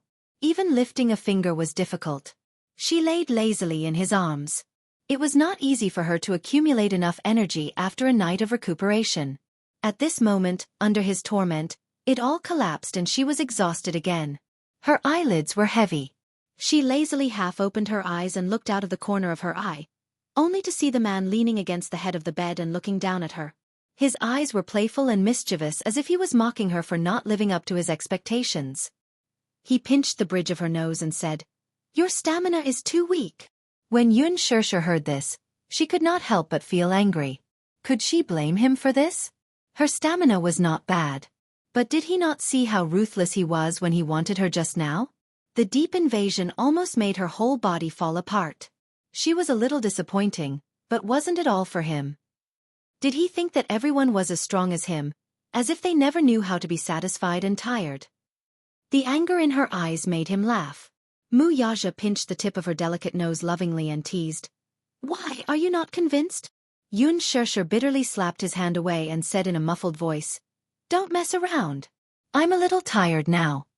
She looked down tiredly and felt that after the battle just now, her eyelids were starting to fight again. "I know you're tired." Otherwise, he would not have let her off so easily, he said in a deep voice. He did his utmost to suppress the dark desire in his eyes. Now, he was doing his utmost to restrain it.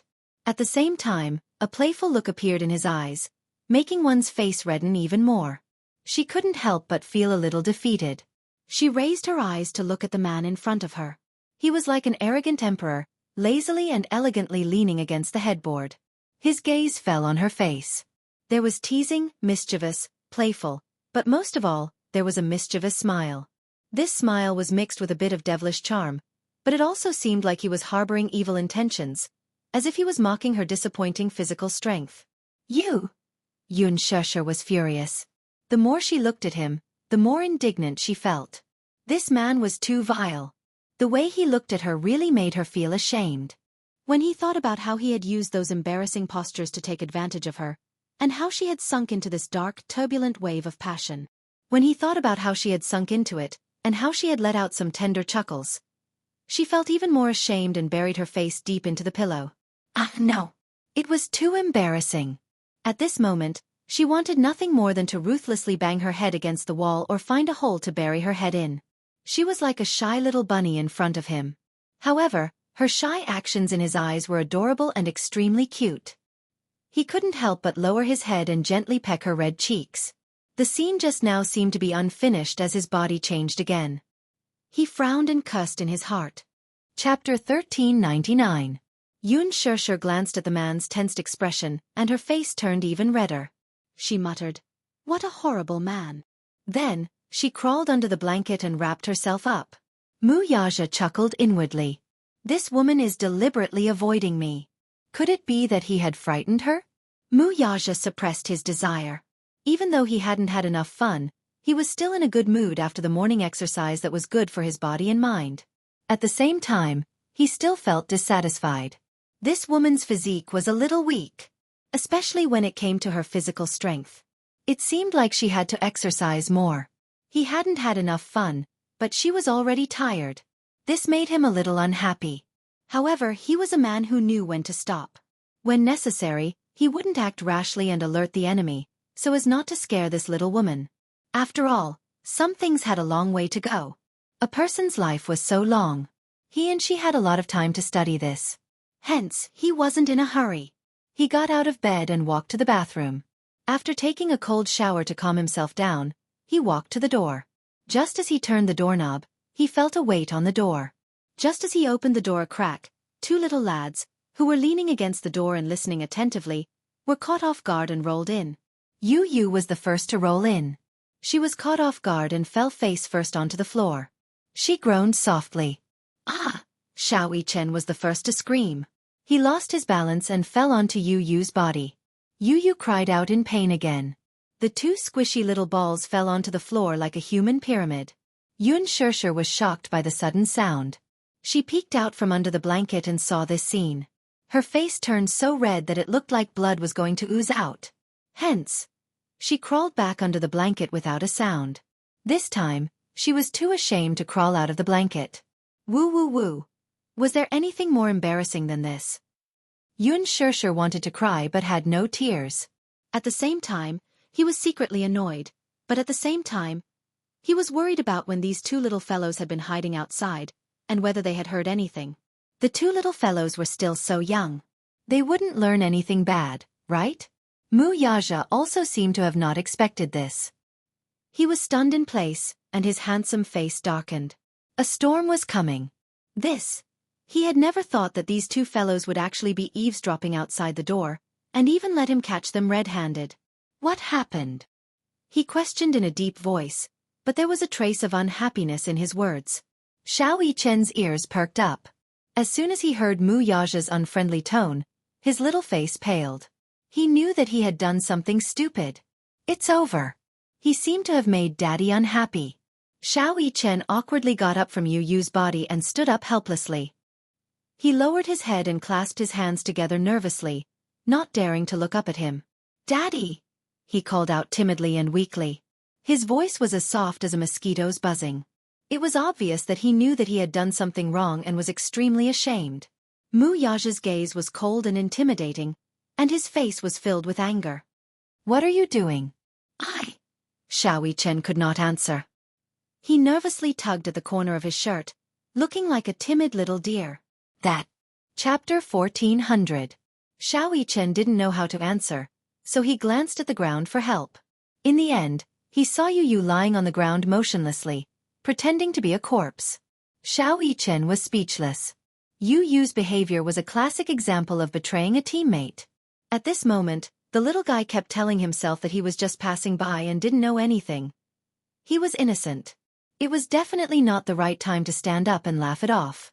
Since he was unfortunately discovered, Yu had his own tricks up his sleeve and would be able to escape this ordeal. Wuxia glanced at the corpse on the ground and his lips twitched. Then, he stretched out the tip of his foot and gently kicked his round little butt. Duong, he said. Get up. Yu remained motionless, lying face down on the ground and ignoring him. No reaction.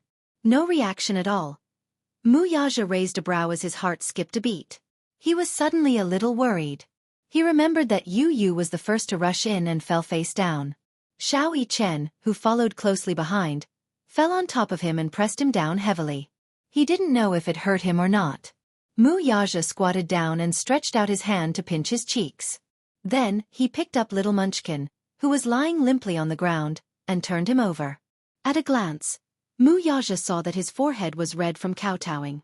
It seemed to be bruised. Little Munchkin lifted his head and opened his eyes innocently. He blinked and his eyes were misty. He seemed to be in pain from the fall. When he blinked, a crystal-clear teardrop rolled down his cheek. Daddy, it hurts! Little Munchkin called out softly. Coupled with his innocent eyes, he looked at Xianxia with grievance and resentment. Wuxia immediately lost his temper. Xianxia, who was standing at the side, was so shocked that his mouth was wide open. Was this even possible? Feeling wronged, Yu pursed his lips and retorted. Daddy, why did you suddenly open the door? I lost my balance and fell. Wuxia felt wronged. Who told you to eavesdrop outside the door? He couldn't help but say in displeasure. Sob. Yu clutched her chest in agony, as if she had been wronged. She made sure to portray the word pain in her heart. Daddy, how dare you accuse me? Eavesdropping? How could you do something so despicable? Yu is angry. Wuxia was rendered speechless by his words. Darling's heart is so cold. Wuxia was speechless. At the side, little Ichen's eyes widened as he sucked in a breath of cold air. If you weren't eavesdropping, then why were you standing by the door? Wuxia asked and looked at little Munchkin's tearful face suspiciously. Yu and Xiao Yichen looked at each other and said confidently, "We were just passing by." Wuxia's lips twitched even more. He narrowed his eyes and was obviously skeptical. Passing by? Yes, passing by. Yu said seriously. Wuxia didn't believe her at all. Little liar. Really? Yu suddenly wiped her tears and smiled obediently like a polite and humble gentleman. Actually, I just finished making breakfast and wanted to come over and greet Daddy and Mommy. I also wanted to ask when Daddy and Mommy are having breakfast. Chapter 14:01. Xiao Yichen was speechless. Wuxia was speechless. Xianxia was speechless as well. Yu tilted her head and smiled like an angel. She was pure and harmless. Good morning, Father. It's 8 o'clock in the morning. Would you like to have breakfast? Xiao Yichen's shoulders trembled. He thought to himself, there are so many smiles in the world, but Yu is the only one who makes me feel that her smile is scarier than her poker face. It's more hair-raising. He felt that she was very two-faced. Ahem. What's for breakfast? Wuxia asked quietly. Yu's lips curled up and she smiled even more beautifully. Bread, milk, poached eggs and ham. Wuxia was stunned. Then he said, I like poached eggs. Yu kept calling him father, and he felt a little smug. In an instant, he completely forgot about the 2 glutinous rice balls eavesdropping outside the door. Xiao Yichen was dumbfounded. He and Yu were indeed not on the same level. Even someone as smart as Daddy was completely under Yu's control. With a bright smile on his face he asked, "Oh right. My dear father, I've also fried deep-fried dough sticks. The outside is crispy and the inside is tender. The taste is superb. Do you want to try it?" Wuxia nodded in a daze. Then, he carried Yu to the dining room. Xiao Yichen was dumbfounded. He was petrified on the spot. Xianxia hid under the blanket and couldn't help but snicker. Ha ha ha ha. She was amused by Yu's smart and adorable look. She was amused. This little fellow was really a little shrewd. He had his daddy in the palm of his hand. With just a few words, she managed to coax Wuxia into having breakfast while avoiding the main point and dwelling on the trivial. Otherwise, this matter wouldn't be over. If Yu wasn't around, Xiao Yichen might have been taught a lesson. Yu saved him from the abyss of suffering with just a few words. She wasn't simple. Xiao Yichen learned and experienced what it meant to be scheming. Mommy! Xiao Yichen stood at the door and called out to Xianxia.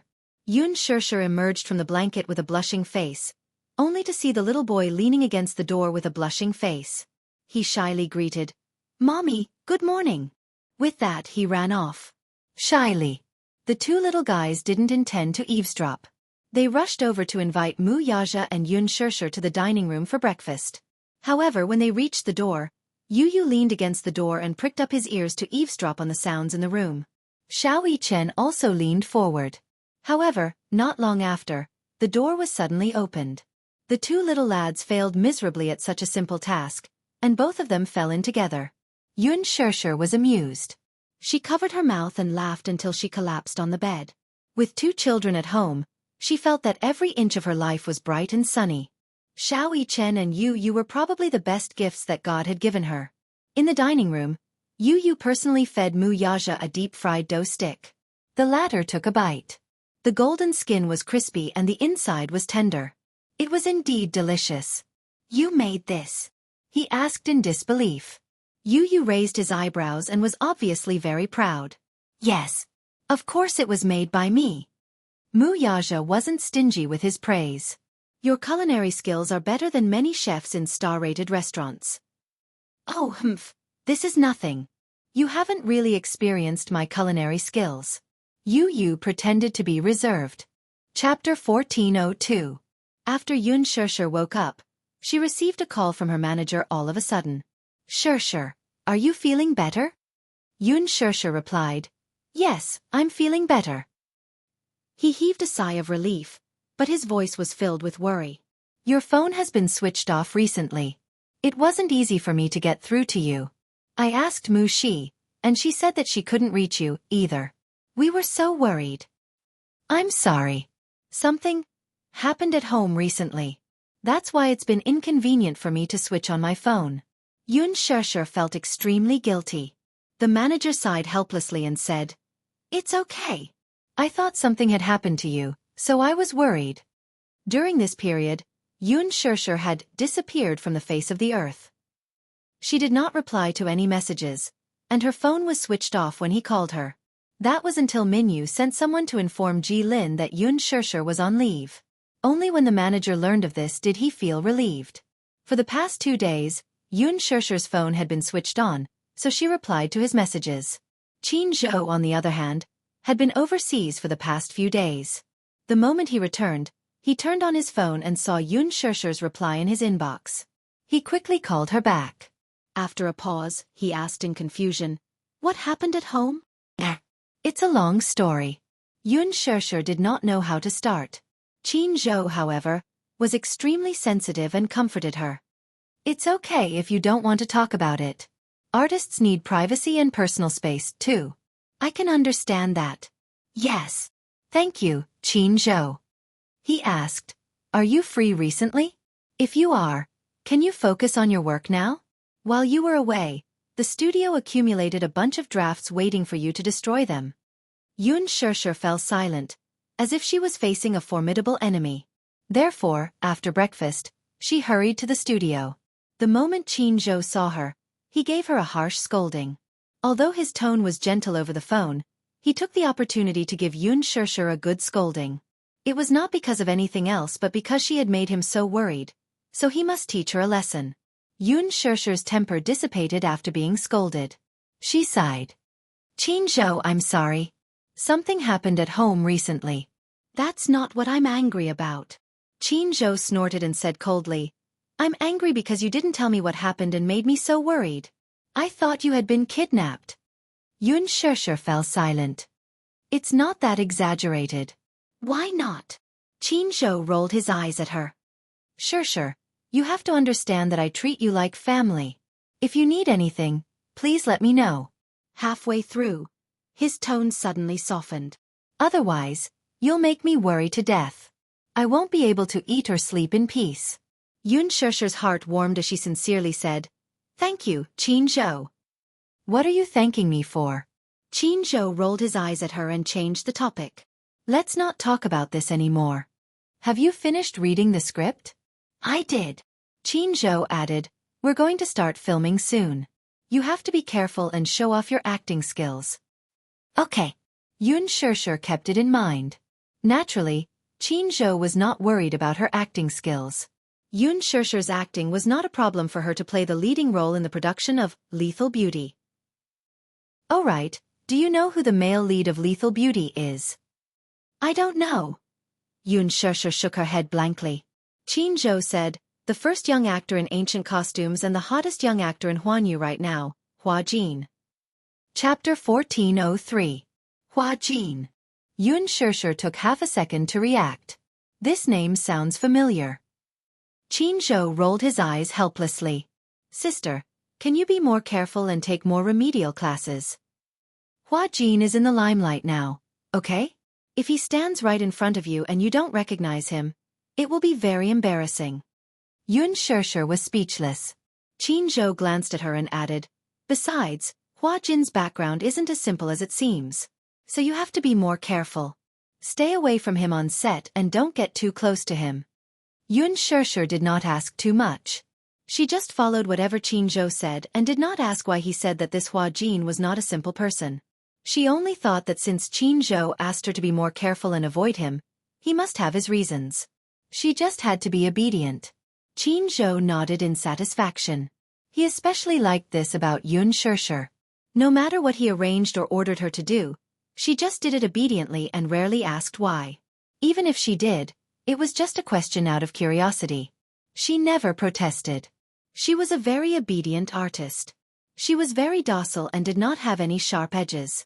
In fact, she was probably the artist he had taken over the most. There were not many obedient artists in the entertainment industry. This showed that Xianxia had a lot of trust in him. He was very touched by this. Qin Zhou gave her some instructions. Hence, he asked her to wait for the makeup artist in the office. There was an exclusive interview with a fashion magazine in the afternoon. She was going to be interviewed and shoot a set of blockbusters. Xianxia nodded obediently. Qin Zhou went out. He had an appointment with a producer. There was a hit drama in the middle of filming, and they were still short of a supporting role. Hence, he wanted to insert Xianxia into the cast so that she could be recognized. Although it was a supporting role, no matter how small a mosquito was, it was still meat. More importantly, this hit drama had a good reputation. The ratings for the second part of the drama were still shocking, and it was firmly in the top 2 spots in the charts. One had to know that many popular dramas would lose their popularity by the time the second part was filmed. The main point was that this hit drama was being filmed and broadcast at the same time. After filming this episode, after 2 weeks of post-production, it would be broadcast on TV. Qin Zhou naturally had his reasons for making such arrangements. Previously, Xianxia had become popular mainly because the team of The Green Apple had promoted her on Weibo by publishing behind-the-scenes footage. However, now that the filming of The Green Apple was completed and it was in post-production, there would be a long period of silence. Therefore, Qin Zhou naturally had to use some means to get some exposure for her. It was a good choice to play a supporting role in this popular drama. Most importantly, this supporting character's persona was very good at eating. If Xianxia could get this opportunity and participate in it, it would definitely increase her exposure. Of course, he was determined to win this negotiation. Therefore, he gave Xianxia a few instructions and left in a hurry. Xianxia stayed in the company to memorize the script. There was an exclusive interview in the afternoon with Bazaar Fashion. Hence, Bazaar naturally arranged for their own makeup artist to do her makeup. At noon, the makeup artist arrived. Xianxia saw a fashionable face. "Hello, I'm Andy, the chief stylist of Bazaar Fashion." Andy smiled at her, revealing a bright but stiff smile. Chapter 1404. Xianxia furrowed her brows and unwillingly reached out her hand to shake hers. However, the moment she held Andy's outstretched hand, she felt her grip tighten. Her grip was so strong that it almost deformed her hand. Xianxia instinctively flung her hand away. Looking up, she frowned and looked slightly unhappy. She felt that the smile on Andy's face was extremely stiff and didn't seem very friendly. However, this was only their first meeting. Why did she feel that Andy's gaze was filled with hostility? "What's the matter?" Andy saw that her expression was slightly cold and couldn't help but laugh. "Xianxia, your attitude doesn't seem very friendly. You're shaking my hand too hard." Xianxia paused and pursed her lips. "You're hurting me." However, Andy laughed and looked her up and down. She said in a neutral tone, "Aya, I didn't expect that a newcomer who just debuted would put on such airs. Were you acting like a big shot in front of me just now?" "Forget it, there's no need for that." "Acting like a big shot?" Xianxia was stunned for a moment and quickly reacted. This arrogant stylist in front of her was mocking her. It looked like this stylist wasn't very friendly to her. Even though she didn't understand why this person called Andy had such a hostile attitude towards her. She spoke in a neutral tone and was so sarcastic. They were meeting for the first time, but she acted as if they were enemies. Was she crazy? Did she have a grudge against her? Or had she offended this person in the past and she couldn't remember? Xianxia quickly brushed off her humiliation with a smile and coldly said, "Even if you want to act like a big shot, you still have to look at your capabilities. Your words are too much." Xianxia's words were very public and there wasn't anything wrong with her wording. However, when it came to Andy, she seemed to be deliberately twisting her words. She snorted coldly and said in a mocking tone, "Capital? You're a newcomer, what capital do you have to act like a big shot?" "TSK. Xianxia, I've been in the industry for so long and you're the smallest celebrity I've ever worked with. If it weren't for the chief editor's orders, do you think I would be willing to serve you?" As soon as she said this, Xianxia instantly understood. She was a very sensitive person, so she could tell from Andy's words that he was dissatisfied with her. Andy had humiliated her and treated her unkindly, not because she had a grudge against her, nor was it because she had offended her in the past. This Andy probably had a place in Bazaar Fashion. She claimed to be the chief stylist. Stylists with the title of chief must have a big background. Basically, only those who had participated in many fashion shows and received so many awards that their hands went numb were qualified to receive this title. Bazaar Fashion was one of the top international fashion magazines and had a place in the fashion industry. Most of the stylists under it had a strong background. Therefore, the stylist who was crowned with the title of chief was even more impressive. According to gossip, some chief stylists boasted of their high status and were very picky about the celebrities they served. Some stylists were even rejected by artists below the C-list level. This Andy looked very arrogant.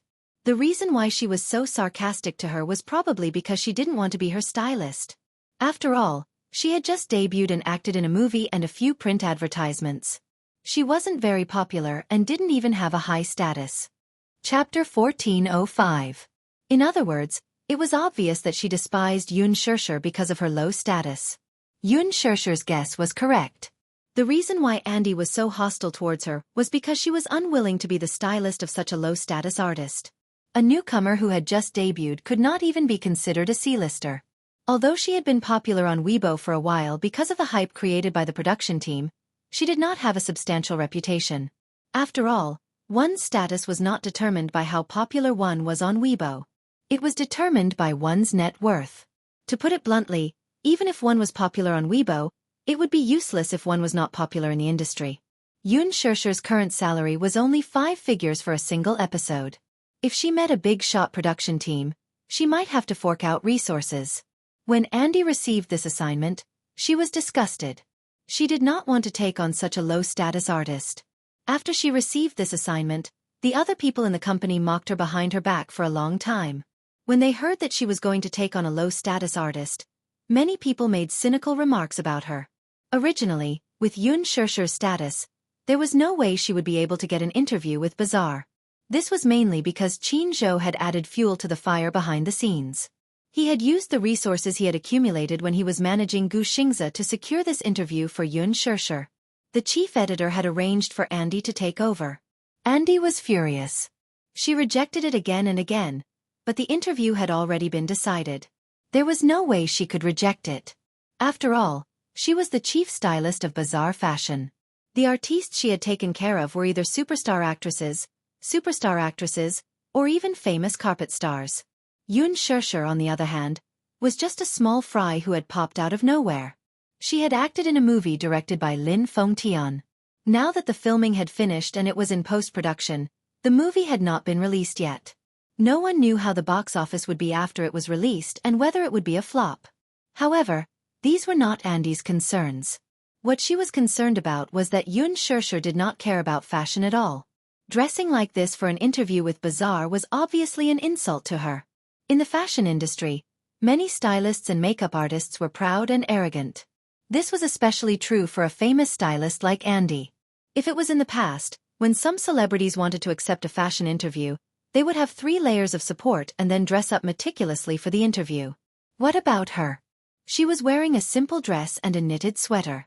Her black hair was draped over her shoulders. Her attire couldn't be any lower. Andy only felt disgusted. Therefore, she was bent on disgusting her. Xianxia was speechless. She quietly said, "I'm sorry.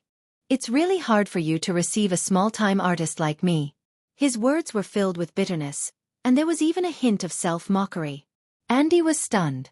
She thought that Xianxia would fly into a rage out of humiliation after being humiliated by her. In the end, she didn't seem to be angry, nor did she retort. Instead, she went along with her words and made a self-deprecating joke. Andy instantly lost his temper. What else could she say when the other party had already claimed to be a lowly celebrity? Thus she asked coldly, "Have you hit your face?" "No," Xianxia said. "I just finished eating." Andy was speechless. Chapter 1406. Andy's expression was especially displeased as she sneered. "Hey, are you deliberately making things difficult for me? You know that you're going to be interviewed and filmed in a blockbuster. So why don't you prepare your foundation first? Are you waiting for me to do it? I just received the notice of the interview at the last minute, so I didn't know about it beforehand." Xianxia paused for a moment, then said calmly, "Whether it's you or me, an interview is a job, so there's no need to be so aggressive with me. If you want me to prepare my foundation first, Then I'll do it myself first and leave the rest to you. Although she said this, Andy didn't appreciate it at all. She rolled her eyes but didn't say anything sarcastic. However, her expression was still extremely cold. Xianxia went to the makeup room and started to carefully prepare her foundation. Her skin was very good. Like other artists, they couldn't wait to cover their faces with 5 layers of foundation. However, she only needed 1 layer and it would be perfect. Hence, Xianxia walked out very quickly. Andy was shocked. Why are you so fast? It's already done. Andy frowned and said sarcastically, you don't have to be so perfunctory, right? In any case, you're the one who needs to be filmed. Is it really okay to be so perfunctory? If the foundation isn't good, my makeup will be smudged when it's done. There are many ignorant people who think that they're born beautiful and don't need to prepare a foundation. Haha. In the end, didn't they end up in such a sorry state? Xianxia raised her eyebrows. Then Master Andy, do you want to see for yourself if my foundation passes? Andy said impatiently. Go sit in your seat. I'll do your makeup first. Anyway, it's your face in the mirror. Even if the foundation isn't done well, it has nothing to do with me. After saying this, she glanced at the corner of her eyes and signaled. Xianxia sat down obediently. Andy walked over and raised her head. She saw that elegant and refined face in the mirror. Clear, jade-like, flawless, beautiful. Although she had only put on a layer of foundation to balance her skin tone, she hadn't put on any makeup, and she hadn't even outlined her eyeliner. However, at first glance, her refined temperament was completely natural. She was like an otherworldly celestial in a painting, beautiful to the extreme. She suddenly felt a burning sensation on her face, as if she had been slapped. It was a slap in the face. At this time, she had no choice but to admit that some people were really born beautiful. Even if it was just a thin layer, it could still shine brightly. Andy bit her lip unwillingly and began to put on her makeup. Even though she had some prejudices against Xianxia, Andy was very professional when it came to styling. Although she had always been arrogant, she was very dedicated and professional when it came to her career. When it came to professionalism, her attitude was serious, and she could not afford to be careless. This time, the style used for the interview was pure and innocent. Therefore, Andy used Japanese crystal nude makeup for her. However, nude makeup required the most exquisite technique and foundation. Whether it was the eyeliner or the blush, it had to be extremely natural and fresh. Therefore, when the makeup was done, Xianxia in the mirror presented a different kind of beauty. Pure and beautiful. Every frown and smile revealed a kind of youthful sweetness. Chapter 1407. Andy looked at the beautiful woman in the mirror. For a moment, her heart was filled with jealousy and disgust. The disdain in her eyes became more obvious. Xianxia, do you know why I hate you so much? Andy suddenly looked at the person in the mirror and asked coldly. Xianxia was stunned and confused. She shook her head blankly. Andy's words were sharp and vicious. I hate you, not because of your low status, but because of your disgusting ambition and face. She had always been a straightforward person. If there was something on her mind, she would say it. She didn't like to hide anything. Xianxia asked calmly. Ambition? I admit that you are very beautiful and have outstanding innate qualities. Also, I've seen your performance and your acting is indeed very powerful. But in my life, what I hate the most are female celebrities who do anything to get to the top. After she finished speaking, her eyes were filled with an overbearing sharpness that was extremely sharp. Xianxia smiled faintly. I don't know what you're talking about. Seeing her attitude, Andy was even more certain that she was like what she had imagined. She would use any means to create hype and get to the headlines. Her impression of her fell to the bottom. She went straight to the point and asked, You're the one who created the rumor about you and Xianxia, aren't you? You're so scheming. Andy sighed and narrowed her eyes. Her eyes were filled with disgust. There are many people like you in the entertainment industry. Just because you're in the same movie as Xianxia, you're starting to think that you're infallible. You've just debuted and you're already thinking of climbing up the social ladder? Recently, the rumor about you and Xianxia has been spreading like wildfire.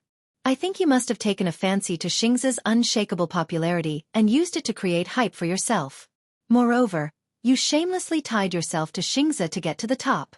How can you be so disgusting?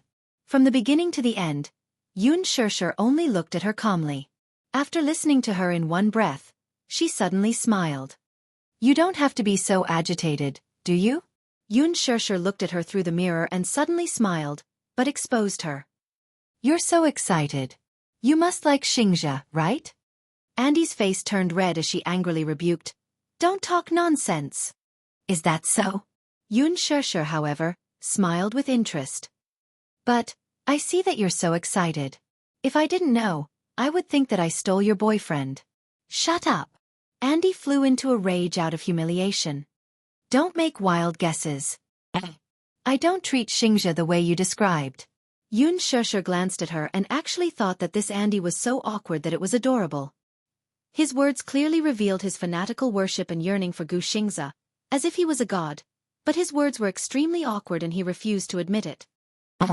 Then why are you so agitated? Besides, how do you know it's a publicity stunt? What if Xianxia and I are a couple? Xianxia deliberately teased her. However, Andy was more innocent than she thought. When she heard Xianxia's teasing words, she immediately exploded. What? You're dating Xianxia? Xianxia deliberately kept her in suspense. This has nothing to do with you. How does it have nothing to do with me?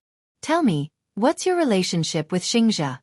Andy was so nervous that her face turned red and she looked like she was about to cry. Chapter 1408. It's a secret. After saying that, she stood up and went to change her clothes. Andy was left standing on the spot with a sullen expression, clenching her fists in anger. The chief editor of the interview quickly rushed over with the cameraman. First, they shot a set of fashion photos for Xianxia in the studio. Xianxia changed into a pink floral gown from Chanel's spring collection. She wore a flower crown on her head, had wavy hair, and wore a pair of red high heels. She looked sweet. Previously, when she was undergoing training at Jianghu, Xianxia had a strong sense of being in front of the camera. Now, standing in front of the camera, she was able to move freely. Every pose did not require much explanation. She could naturally express the ideal state that the cameraman wanted to express. At times, she would hold the photo frame and rub her hair lazily with one hand. She would pout and pretend to be annoyed. At times, she would hold a lollipop in her hand and widen her beautiful eyes in surprise. She looked playful and cute. At other times, she would lean lazily against the wall, her curly hair slanting over her round shoulders and the corners of her eyes slightly curved. The cameraman took a few sets of shots in a row. During the intermission, he held the camera and browsed through the photos taken, but he could not bear to delete a few. Her performance was too good. She was blessed with beauty and performance. At this moment, only one word came to his mind. God's favorite. God doted on her too much and gave her such perfect looks. Standing at the side, Andy's mind was blank. Her thoughts were still stuck on Xianxia's purposefully mysterious words. What if Xianxia and I are a couple? What does that mean? What is her relationship with Xianxia? Are they really a couple? That's impossible. Xianxia was famous in the industry for keeping women at arm's length. He was quite cold and ascetic. There were almost no women around him. Apart from some groundless rumors, most of them were created by the women. He was a rare and high-quality idol. Many people in the industry even suspected that he was gay. So much so that after so many years in the industry, almost every woman who acted with him had a clean relationship with him. This was simply a wonder in the industry. However, when Andy thought about it, he was stunned. Xianxia had been involved in a few scandals, but they were all created by the woman. In the end, Xianxia's studio came forward to clarify the matter. However, this time, Xianxia's studio did not do anything about the scandal with Xianxia. Instead, they cooperated with Xianxia's team to hype up their relationship. This would have been impossible in the past. With such an ambiguous attitude, it was hard not to think of something. Could it be that what Xianxia said was true? Was she really dating Xianxia? Andy's eyes shone as she looked at Xianxia, who was in the studio, continuously matching the photographer's style. The sweet and gentle smile on her face was clearly that of a woman deeply in love. Could it be true? Andy's heart skipped a beat, and he began to fidget. In fact, the reason why she was so concerned about this problem was that she had been in love with Xianxia for a long time. From the first time she met Xianxia, She was infatuated with this aloof and handsome man and regarded him as her Adonis. Chapter 1409. Andy had silently supported him since he was a popular young actor when he first debuted to the current popular Heavenly King. But now, the man she could only wish for was actually in a relationship with another woman. She was naturally upset. Bizarre Fashion Editor. Did you accept the role of the Green Apple by chance or coincidence? Xianxia. At that time, the Green Apple was holding a national audition for the female lead. Coincidentally, I was selected by director Lin and accepted the role. Bizarre Fashion Editor. Which character do you like the most in this script? Xianxia. I prefer Xianxia. Bizarre Fashion Editor. Why? What is it about this character that attracts you? Xianxia. Xianxia is a very pure character. She is a stubborn person. Love is love. If you love someone, you will give it your all, even if you have to make the whole world your enemy. Her stubbornness and infatuation move me. Bizarre Fashion Editor. Have you read the original novel before accepting the role? Xianxia. I have read the original novel. It is very well written. I stayed up late to finish reading it. Bizarre Fashion Editor. When you read the novel, did you ever think that you would be playing your favorite character one day? Xianxia. I didn't think of that. Bizarre Fashion Editor. Compared to reading a novel, how does acting feel? Xianxia. Reading a novel and acting are two different concepts. When you read a novel, you will be immersed in the world of the novel. You will be influenced by the love and hate entanglements. You will be immersed in it and your emotions will follow the plot closely. However, when you act in a movie, it is different. Every detail had to be carefully grasped. Every emotion had to be placed in the shoes of the character and brought into the plot to enrich it. Bizarre Fashion Editor. Did you do any preparation before filming? Xianxia. What kind of preparation? Bizarre Fashion Editor. Just some preparation for the role? Xianxia. I read the script carefully a few times. Bizarre Fashion Editor. Was Xianxia's role challenging in The Green Apple? Xianxia. It was all right. Bizarre Fashion Editor. How did you figure out the character's inner world? Xianxia. Try your best to immerse yourself in the character's inner world. Bizarre Fashion Editor-in-Chief. Do you have any expectations for this movie? The interview progressed step by step. Xianxia faced the camera, held the microphone, and patiently answered every question, whether it was friendly or harsh. Some answers were memorized in advance, and some needed to be improvised. However, she didn't memorize any of them. She just acted as she pleased. Therefore, Bizarre's chief editor was a little dissatisfied. Her answer was so empty and casual. There was almost no explosive point, no gimmick. This interview was clearly given a script. Why didn't Xianxia follow the script? Such an interview had no effect at all. Thus, the editor-in-chief suddenly threw out a sensitive question. In the movie, you and Xianxia acted as a couple. How's your relationship outside the movie? As soon as she finished speaking, Xianxia frowned. Andy, who was standing at the side and listening silently, felt his nerves jump. Almost with a swoosh, he turned his gaze to her. Xianxia was silent for a while before replying indifferently, "Pretty good." The editor-in-chief broke out in a cold sweat. What do you mean by pretty good? Chapter 1410. Xianxia smiled and said, outside of filming, Xianxia is a senior who takes good care of his juniors. He gives me a lot of pointers. Sometimes, when there are areas where I'm lacking in filming, he would patiently point it out. The chief editor was dissatisfied with her ambiguous answer, so she threw another bombshell and pursued relentlessly. Obviously, she was deliberately creating a gimmick. Is Xianxia your ideal type? As soon as she said this, even Xianxia was stunned. She looked at the chief editor who asked the question and saw the burning desire in her eyes, as well as ambition. She suddenly understood the chief editor's intention. It was obvious that she had set up so many difficult questions so that she could get an explosive answer from her mouth. This question was extremely tricky. If she answered, yes, then, following this topic, the chief editor would throw out more difficult questions, and even some disgusting ones. If she answered, no, then this answer might not be too offensive. Moreover, The production team and crew had recently been hyping up the scandal between her and Xianxia to gain popularity. Although this method was somewhat despicable, it was Qin Zhou's method and also the studio's plan. If she ruined it, Qin Zhou would definitely give her a scolding. Xianxia pondered for a moment and then gave an almost impeccable answer. I believe that Xianxia is the ideal type in the hearts of many girls. Her answer was so cunning that the chief editor couldn't find any fault with it, let alone find a way to start. Andy, on the other hand, was stunned. She thought that Xianxia would definitely use this topic to hype up the scandal between her and Xianxia. She didn't expect her to perfectly avoid this topic. She couldn't help but look at Xianxia suspiciously.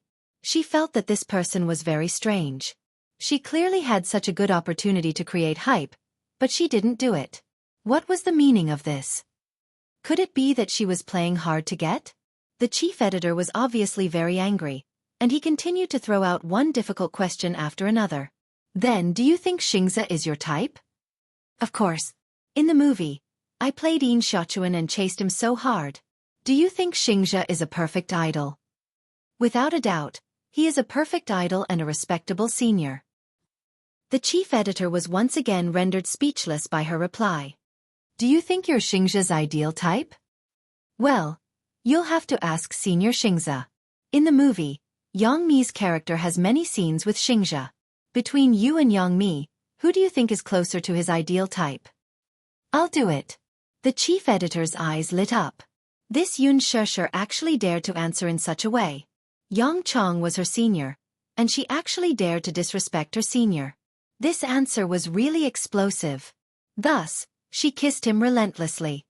Why? With a mischievous smile, Xianxia begged for mercy. Because we're acting as a couple. Please don't break us up, okay? The chief editor didn't know whether to laugh or cry at her witty reply.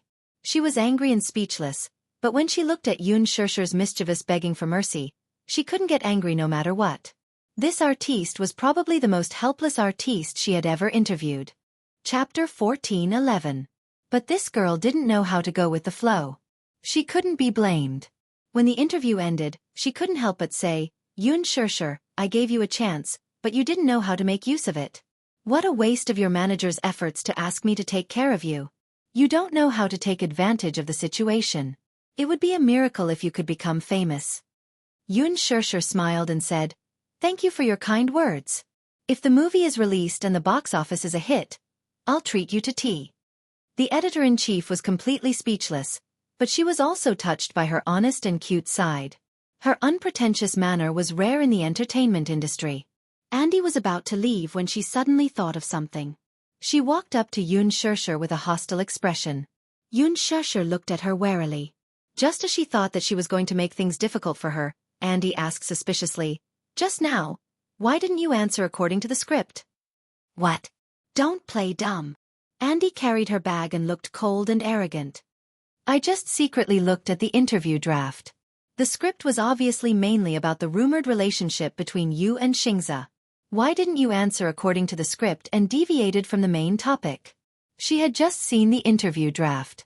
The main topic of the interview, other than promoting the movie, was mainly about her and Xianxia's recent rumored relationship. In the end, her few replies deviated from the main topic. The editor-in-chief was so angry that she didn't know what to ask in the end. Previously, in Andy's eyes, Xianxia was a shrewd newcomer. As a newcomer who had just debuted, she had accepted a role in a film directed by Lin Fengtian. She even had a hot scandal with Xianxia that swept the hot search list on Weibo. If she wasn't scheming and shrewd, how could she have made it this far? She had entered the entertainment industry, and now, she knew how muddy the waters were. She knew that in a place like the entertainment industry, not many female celebrities were quiet. Most of them had sugar daddies supporting them. Xianxia was no exception. She had also thought that Xianxia was a scheming woman who wanted to make use of Xianxia to gain popularity. She thought that Xianxia was a white lotus who would do anything to gain popularity. In the end, she clearly had such a good opportunity, but she didn't take advantage of it. This made her a little confused. Xianxia's face was cold as she said truthfully, Because I forgot to memorize the script. Andy was stunned for a moment before he flew into a rage out of humiliation. You forgot to memorize the script? Please. Do you not value this interview that much?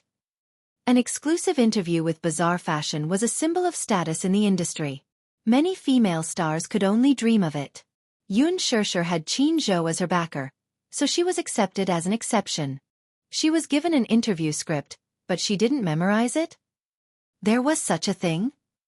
Xianxia said indifferently, "It's not that I don't pay enough attention to it. That is, I just don't like acting in real life." Andy was completely stunned. Xianxia continued, "Acting is my job. Work is work, but in reality, I want to stay true to myself. I don't want to be an actress in real life." After she finished speaking, there was a dead silence. Andy looked at her in shock. She didn't expect her to answer like this. After a long silence that felt like a century, Andy suddenly burst out laughing. "What are you laughing at?" she asked suspiciously. Chapter 14:12. Andy replied, "You're really... I've been in the industry for so many years, but I've never seen such a strange artiste like you." She actually said that she didn't want to act outside of work. But wasn't the entertainment industry like this? Although it looked glamorous on the surface, many sugar daddies despised the male and female artistes in the entertainment industry. This was because once they entered the entertainment industry, they had to wear a mask for the rest of their lives. Acting in front of fans, acting in front of the director, and acting in front of the audience. What was even more ridiculous was that some female artistes and male artistes got married because of benefits. After they got married, they went their separate ways and each had their own sugar daddies. Could you imagine that? Facing the person whom she had been with for her entire life, she still had an ambiguous relationship with her sugar daddies. Her worldview was completely turned upside down. Hence, from what she knew, Xianxia should be such a woman. She especially despised her. But Xianxia had completely changed her worldview. She obviously had the chance, but she didn't take advantage of it. She was different from those female artistes who used all their effort and schemes to get to the top. Andy had initially thought that Xianxia was acting in front of her. However, after this short period of interaction, her gaze never left her. She couldn't tell that she was acting at all. She was a very straightforward woman. She had been in the industry for so many years and had already trained her sharp eyes. She could tell if someone was acting or not. Xianxia was a woman who didn't act at all. Hence, she had become a fan of Xianxia. Putting everything else aside, just the fact that Xianxia didn't bother to use Xianxia to create hype was enough for her to admire her. Hence, Andy suddenly pursed her lips awkwardly and said a little guiltily, "Xianxia, I'm sorry. Previously, I thought that you were like those women in the entertainment industry who used all their effort to get to the top. I've wronged you. If I've offended you earlier, please forgive me." Xianxia curved her lips and then laughed nonchalantly. "Haha, it's nothing. If I must apologize, I want to apologize to you too." Andy raised his eyebrows, but he didn't understand what she meant. Xianxia confessed, "Actually, Xianxia and I are not a couple. I said that on purpose." "Why?" Andy was a little surprised. "No reason." Xianxia cocked a brow and plainly added, "I just want you to know that speaking irresponsibly is actually very hurtful." As soon as she said this, Andy was stunned, as if her heart had been pierced by her words. Her expression changed slightly, but there was a hint of guilt and shame. She understood Xianxia's intention. He wanted her to put herself in his shoes and feel how hateful it was to speak irresponsibly. From the moment they first met, she had malicious speculations about Xianxia. She even used sharp and humiliating words to mock, insult, and slander her. Perhaps she couldn't feel how hurtful her words in front of Xianxia were. Hence, Xianxia deliberately twisted the truth to make her feel uncomfortable. "I'm sorry, I shouldn't have said those irresponsible words and maliciously speculated about you." Andy apologized sincerely. She was a magnanimous and straightforward person who spoke her mind. If she was right, she was right. If she was wrong, she would admit it. However, Xianxia didn't take it to heart. She shook her head and said, "It's okay. We can be friends in the future." Chapter 14:13. She felt that Andy was a good person. Even though Andy had a bad impression of her when they first met, she still did a good job styling her. This at least showed that she wasn't a bad person and was very responsible. Just this point alone proved that she was a person worth befriending. Moreover, after Andy realized her mistake, she apologized sincerely. Xianxia was very touched. Xianxia reached out her hand to her. Andy lowered his eyes and looked at her deeply. Then, he smiled faintly and took the hand that she offered to him. They held each other's hands tightly. Okay. Before leaving, Andy suddenly asked worriedly, "Are you and Xianxia really not in a relationship?" Xianxia was defeated. She surrendered helplessly. Please. I never lie. If I'm not, then I'm not. There's no need to lie to you, right? Then, can I ask for some gossip? Andy leaned closer to her curiously. Does Xianxia have a girlfriend? I don't think so. Xianxia said. Don't think so? She was a little doubtful. Xianxia said carefully, I don't think so. At least she hadn't heard of it. Xianxia and I aren't that close. Andy nodded. Her face was full of joy and her heart was jumping with joy.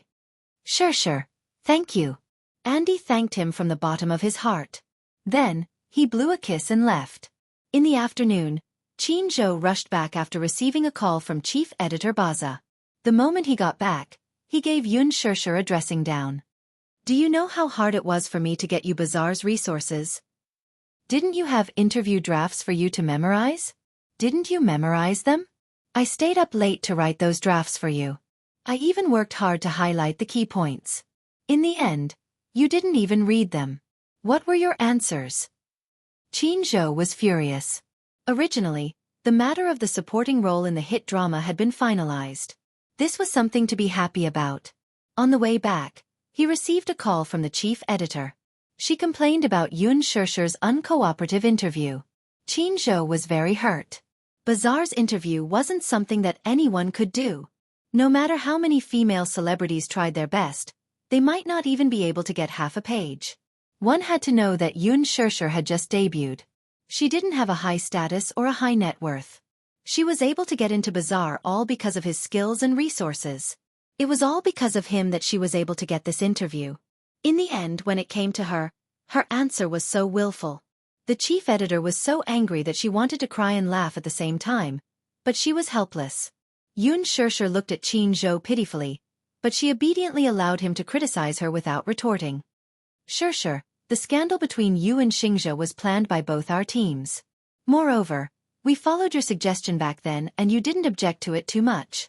But why didn't you cherish such an opportunity when it was right in front of you?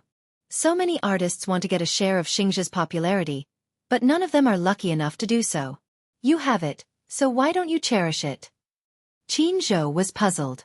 Xianxia said unwillingly, because I want to rely on my own strength. I don't want to use Xianxia to climb up. Jianghu was taken aback by her sincere explanation. After a while, he looked at her helplessly and sighed.